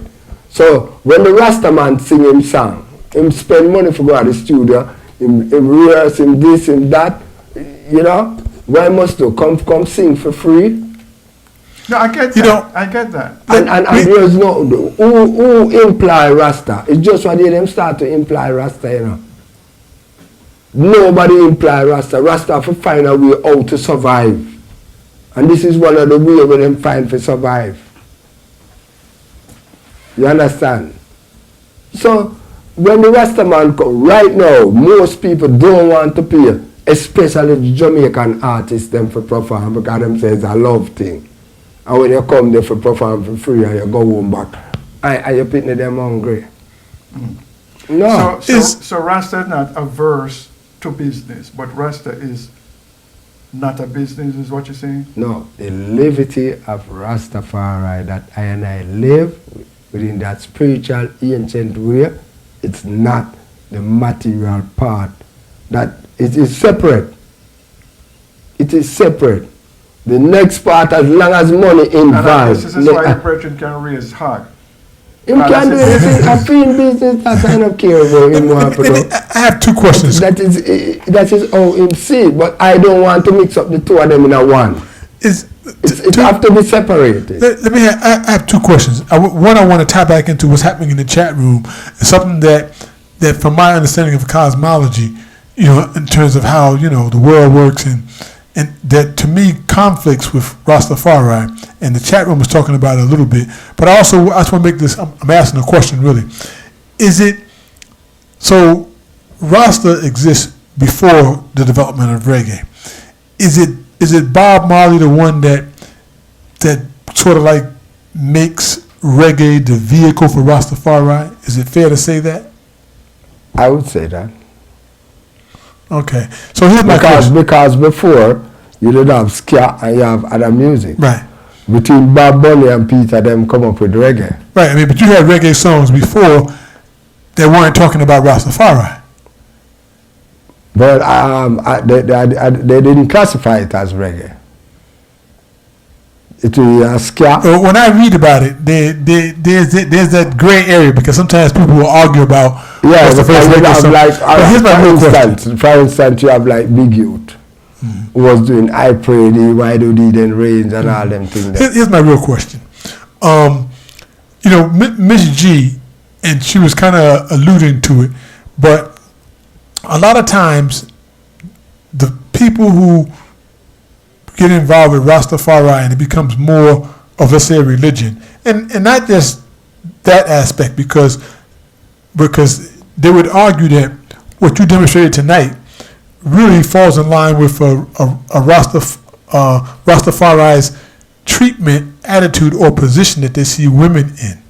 In other words, because a lot of times Rastafari pulls from the ancient Hebrew, and they borrow some of the concepts. There's a certain misogyny or a certain inferiority that women are perceived as, and maybe the inferiority, if it's not in words, is definitely in the way power is distributed, and so that's a concern a lot of times. And I guess the way you pushed aside her comment when you found out that she wasn't Rasta, it kind of like reminded you. Remember this. You know. Remember. Yeah. First she was Rasta, you know. Mm-hmm. That means how I see it when I trot up as Rasta, and I go to Bakawal before I put on locks. You know the elder them said to I said, make sure so when you put it on, you don't take it off. Because the man that dread and trim, it better him never born. These are some of the things that, so me never want to go put on locks right away and say me is Rasta, you know. Me make sure me get the true livity. And what you are saying about woman, that is where they get tricked by the Bible. Because the Bible... Who gets tricked? The brethren them who say Rastafari, because them use the Bible concept and hold on the woman them, and the woman them brighter than us, some of the man them and read it and still live under that. I as a Rasta man get the most fight to see where man and woman is equal. No life is greater than higher than none, because I know say it's the Bible concept that bring them down, that put down woman. None of these women is going through what that sister just got through and keep silent. And none of them will get abused and still keep silent. Because of the laws and the rules and the regulation that them read from the Bible. I am not a Bible concept Rasta. I did not come in Rastafari reading the Bible. As I said, I get a spiritual call. I'm from the lineage and I'm from the genes of Rastafari. I didn't learn this from some people. I never sit down and listen to people when they read. I sit down and listen to them and read and say, but them are different from church. Prof-I, let me challenge you on that though. Because you say when you go amongst the man in Bakawal, yeah, them show you say the one who grew them locks and turned back is better than never born. Yes. That's a doctrine that you were exposed to. Exactly. It's a doctrine that you also just expressed a while ago as your own. So you said about her the same thing, the same doctrine, but them teach you. Yes, but who said I accept it? You say you accept it because you just demonstrated. No, yes, because you demonstrated. No, all right, so you can't try to say you don't accept it when you just demonstrated. Remember, this is, I'm talking about locks, you know. We are talking about accept. When I say Rastafari, with words, no. You cannot. Your point is you cannot come into Rasta. No. It's better you never born if you come in and come out. Yeah, but you see, I with know. his locks or whatever. No, listen to I. That's a doctrine with them showing when they go back a wall. You just express that and you just show, I said, that's the doctrine you live by. I never say I live by that. Yes, you doctrine. just you never say it. You demonstrate it. Yeah, but you can't say I said that because I said demonstrate exactly. No, hold on. We have to go back to livity, Rasta. That was an education for me.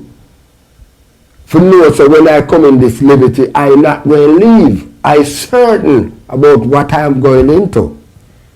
I don't just know. But that also means but how do you feel? Okay, but listen.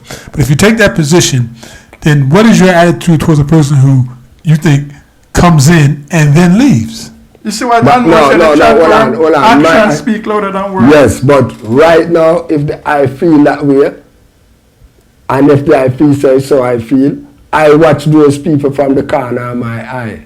I don't feel so you feel. I feel says that you demonstrate. I'm not feeling. No, but you say I demonstrated to them, but I never listen to what I have to say, or I finish saying. I said the brethren them say, the man that dread and trim, it better him don't burn. While him said that to I was getting ready to put on locks and I still never know the truth. So I just wait till I know the truth. So that was an inspiration for I. So anyone who never go through that trial, it's for them problem that, because anything I am going on, I want to be certain about it before I go in it, Fear experience and my one are two different experiences. I take time to learn, to go in. I don't just see the water and jump in it and know say I can't swim, And that is what is happening to a lot of brethren and sisters. You see lots of herb smoking and ital food and eat and long frock and pretty African. And you jump in it and you don't know where you're jumping on. That is what I said. That was a strength to I for when I put on the slacks. I maintain it and keep it no matter what. And so I got through because when Peter touched through me, when Peter touched through me, enough man said, boy, me have so much like me, don't bother put on like. It wasn't about him, it was about I. It's about what I see. And if a man through my today, see you through me and check out, never left it, make it grow same way. I am trying to over the livity. That's what I'm trying to The livity of Rastafari is an ancient indigenous livity. And I explained that already. Right. And that's all well and good said. But I'm not talking about what is said. I'm talking about what is lived. I live I can speak of myself. I have lived that liberty. If you know of I, and anyone else know, that's the live I live. I don't live a Christian liberty. I don't live the Bible doctrine. I live the liberty of Rastafari. That is all I see. Because I say, remember from my community, I speak of my liberty and this liberty that I live everywhere in the world I go. I see brethren is living the same. Is not I alone living this liberty? Of course not. So how they know about this liberty without read or anything about it? You have brethren in a university, Dr. Knife, all those brethren, they are still living, and these are some other brethren who is living the same liberty. It's not I alone living this way, and it's not I alone talking this way, and we never read no book for talk this way or live this way, So where is that spiritual connection? You know, see it. You know, see. They don't study. Some of them I never know them. When I leave, sometime I'm book up on a brethren.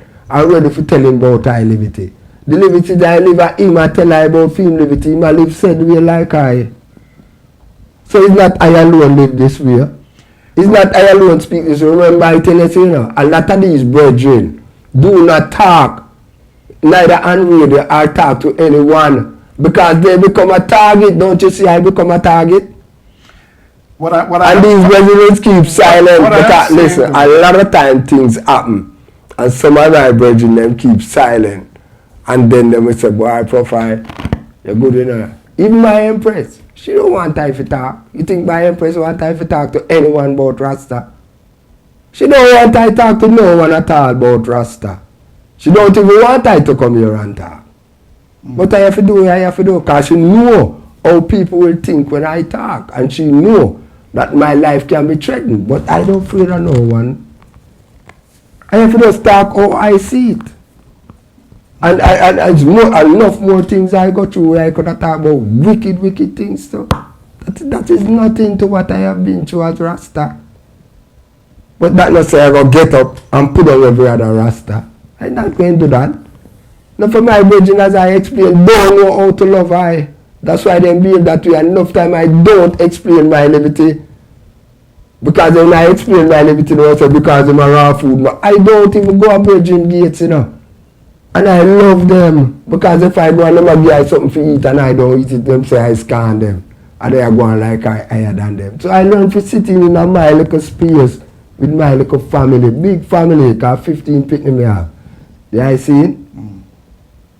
But me don't want to say myself cloak up just to me and my family and me become independent and me don't need no one. No! Me have a brethren them out there. And enough of these brethren, me have brethren that me say raise egg, I have brethren that drink rum, I have brethren that eat pork, I have brethren. And my brethren and them accept I feel how I talk and how I live. But them just don't live that livity. So I not going to cast them off and say, no, they are not Rasta. We give people time to grow. But if you come now and be this mighty man here that say, alright, Prof-I is a mighty man, and they attack this and that. And tomorrow morning you see him trim and go to church. When did I do? All these years. What he was doing? In the few minutes we have remaining, give us your perspective on the future of Rastafari. There's nothing can stop the future of Rastafari as long as brethren like I and only more brethren is there. Because I and I, nothing can stop this. Nothing. Because it's not I alone, you know, because you can see it.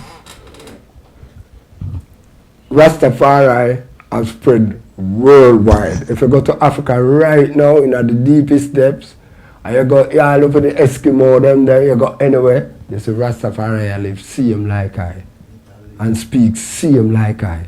They cannot stop this movement. No one can stop it. Because first thing, look at Rasta, they know to where they are coming from. Just what you know, we're not talking about 2,000 years and 3,000 years ago, you know. We just talk about 100 odd years down there and look how far we reach. Nothing can stop this, man. It's bigger than all I and I. So when say I is building mine, I know my brethren, I build, see them here, I give thanks to brethren like Muta, we give thanks to brethren like Dr. Knife, Higher Chop, Eastman. We have a whole of brethren where we can call, we live far different from each other, who is living this ancient indigenous liberty. Some of we never go to school, some of we are professor and doctor and teacher at the university. Who's living this liberty and seeing things just like how I see it, because when I go to tell them tell I. So it is growing, and the younger set of youth, them who are tried up, I saw them I see them move away from these Christianity ways and these religious ways and these Bible doctrine. Because it's a spiritual movement, it come to them. When Bob Marley said when the rain fall, it no fall upon one man house. So for the same thing. The movement spread universal, man, spiritual, telepathically we communicate, same way. Nothing can stop Rastafari. And when you see the movement look like it have go down, and one man there for hold it up, it's going to hold up. And I see my brethren cripple up right now in Jamaica. In 1978, man beat him, trim him, police do everything to him, and him still hold on even until now. And him there they are struggle same way. So what you gonna say? This movement's going down? No man, it's a 360 degree man. What goes around comes around. Sometimes you see it look like it a pop down. But it not pop down because some brethren there is holding it up. I have some brethren right now in Jamaica, you cannot put a camera upon them. Them don't want nobody see them, them don't want know nothing about Babylon. Them never come around, them just live a jungle and plant food right now in Jamaica. Is Rastafari in good health? Yes. A lot of I and I brethren in good health. No, I don't mean the brethren, them. I mean Rastafari, the movement, as you call it. Yes, man. The movement is in good Good over evil, man. Good over evil every time. Don't watch the crowd in the market. Watch the sale. Don't watch the crowd. Because I saw the trad go. Sometimes you see it, because there's a time when you look, you see hundreds away, and the next time you look, you see 10 away. We're there same way. We're not going nowhere. And it keep on evolve. It's just like reggae music. There was a time when, whoa, reggae music, boom, it's gone. Dancehall music, slackness, boom, it come back. Chronics, them, this, that, come back with, you know, I just saw it go higher, ups and down, but we're there same way. And no one can stop the tide. No one. Rastafari cannot die. Rastafari and livity live without any apology. And I am the rock, man. I can't move. No one can move I. Because they have tried everything already. I'm still there. I'm still really heap of other younger youth now who rise up just like I and live in the same livity and speak in the same tongue.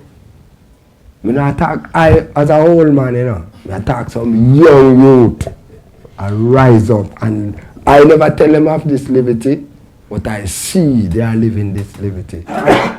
Let me ask Seba about that and the degree to which the livity you, from your studies and experience, know of Rastafari, and from what you've heard tonight.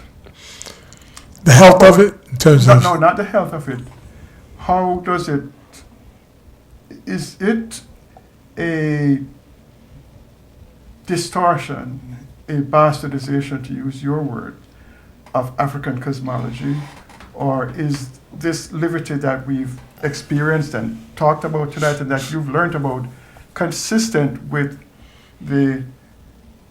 African cosmology? Well, I mean, there's a couple of things going on. See, I mean, the way Prof-I is explaining it and talking about Rastafari, many of the Rastafari that you come in contact with, they don't necessarily function the way he does. You know, like I told you I went to this, I went to a gathering with the Unification Church, and there were different churches coming up there, and there was some brothers and sisters up there who I looked at them, and I thought they were Rastafari, you know, and I'm like, and I was like, what are they doing up here? You know, I was confused. You know, they were rapped, and as time went on, they started talking about Jesus. You know, they were Christians. You know, and I was like, wow. You know, so sometimes for me, there are so many people who have merged their Rastafari, their belief into a version of like African-centered Christianity or African-centered Hebrew/Christianity. Did you ask them what they were?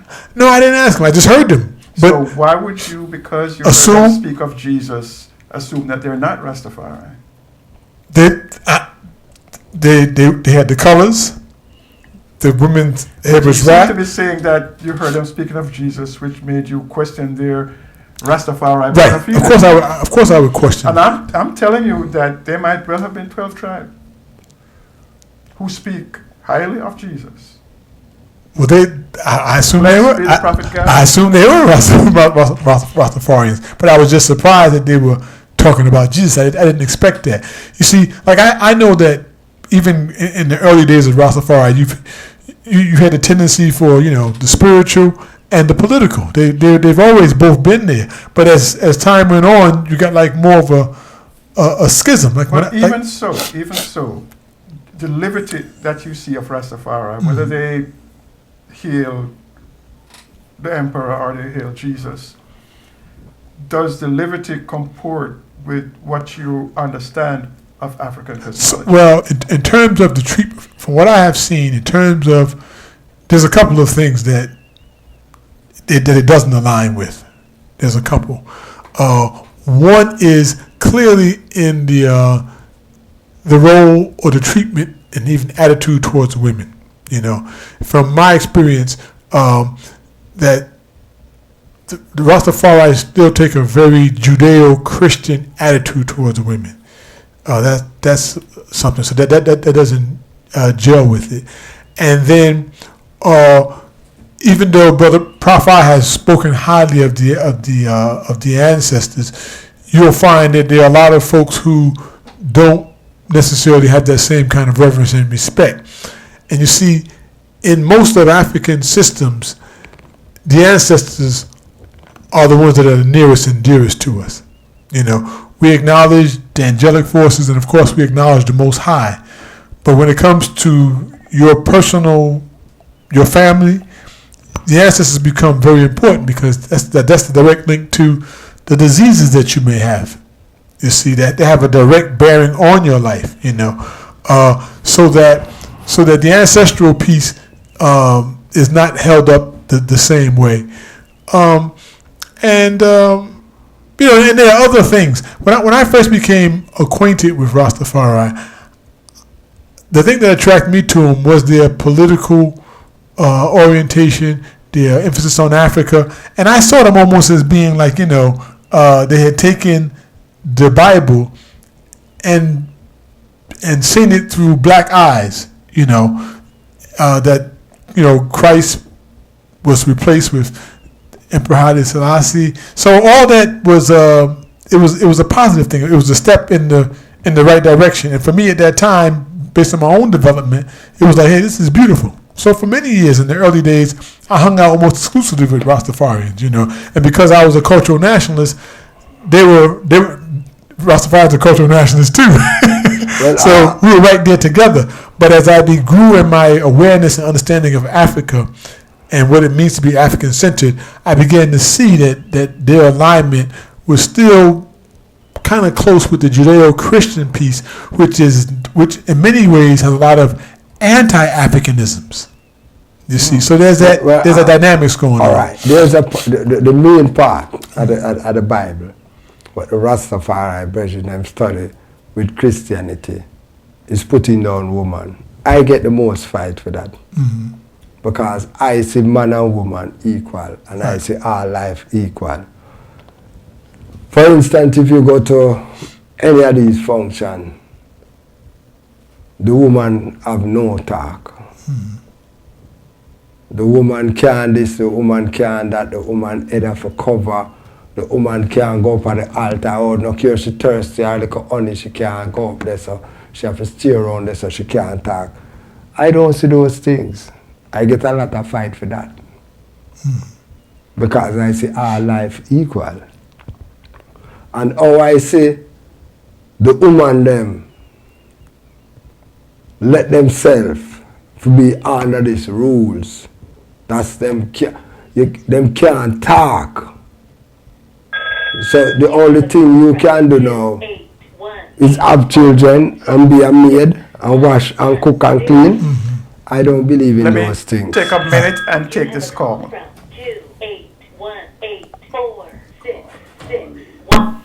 Greetings, caller.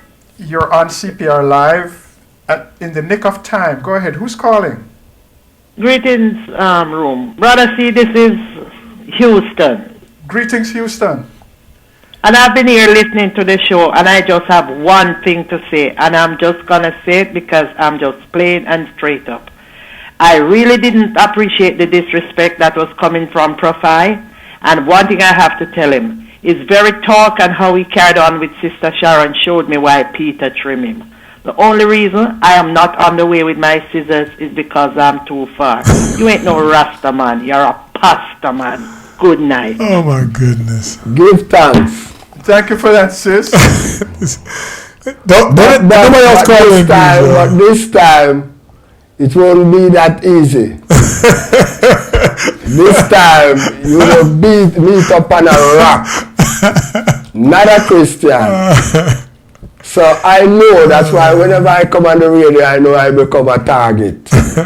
So I have no fear. I'm not one of the Rasta we can kill. All right. Yeah, Well, folks, don't be calling in here saying nothing bad now. Come on, it's beautiful, man. Let's on keep that it going. note, we're plumb out of time, but Oh man. I don't know. We're gonna have to hook up with Prof-I. I know you'll be leaving town shortly, but we're gonna have you on these airwaves again. Yes, we give thanks, because, as I said before, my empress don't like I to talk. Because most of these brethren, it's just the same in Jamaica, Anywhere I go, it's the same thing, Anywhere, I'm a man without fear. Because I've been to the good and I've been to the bad. And I love what the sister said. She showed herself. I don't have to put her down. She put on herself. Because she want to be a barber again, to I. She don't see her Peter dead. It's her death warrant she just signed. I just saw it go. Anyone who try to do anything, I watch the whole of them dead. So just our words kill herself. Because I speaking of my livity. Not hers, So she just signed her death warrant. So give thanks. You almost make me want to sing One Love at this point, but Yeah, man, you can sing One Love. In this earth, you have black and white, rich and poor, bad and good. So you don't think so bad than I. To be Rasta in my time, you have to be bad. It's not like now. So we've been through badness, we've been through everything. We've been through gang war, we've been through gun, we've been through everything. To be where I and I is today. So you think so we some little soft people who make people just run over me? I said I'm a defender. all right. I'm not no soft to run over. I just mouth. We owe a debt of gratitude to you, my brother, for coming by and sharing as you have this evening. I think you have illuminated the place, light up the place. I think even Seba is over there nodding his head because he's learned a thing or two as well. I mean, the way he described, the true warrior is not a person that takes life, but a person that defends life. That's the African warrior. That's what he does. So he described that in his position, so I was just thinking about that. And I want to say a big thank you to Ijo, who facilitated this happening this evening. Ijo, give thanks, brethren, came in ahead of time, sat through, and I never see you drafting or nothing. So, but you're good. Yeah, man. Listen. And to all of you in the chat room, Aki Woman, Houston, Osaja Fu says, sing it, One Love. And others of you who may or may not be, let me see, my mind, Kenny P, and more, and some other folk who are not listed in the chat room. We thank you all for being a part of the reasoning. Wish we could convene for a longer time, and I really, as Ms. G called, was saying I was about to open up the phone, and of course that took off. But it's been a great evening, I think. I want to thank all who have participated, all who spread the word. Seba, thank you for your insight, and Prof-I. Yeah, man, give thanks. And we'll even say one love, say Rastafari spread his love all over the world. And the love spread round and round the universe. So just shout out love. Yes. Because no one can stop that. Just to go back to the piece we heard from Prof-I earlier, maybe we can take these words and work with them dearly. Treat her like an empress. She's an empress. She's a queen. Treat her like a queen. On that note, we say, join us on Thursday for Real Talk, when we take a look at some of the nuances impacting reggae music We heard a little bit about some of them this evening. We intend to continue that conversation on Thursday on Real Talk. Thank you all, and keep it locked to CPR Live as we switch to our stream. Peace and love.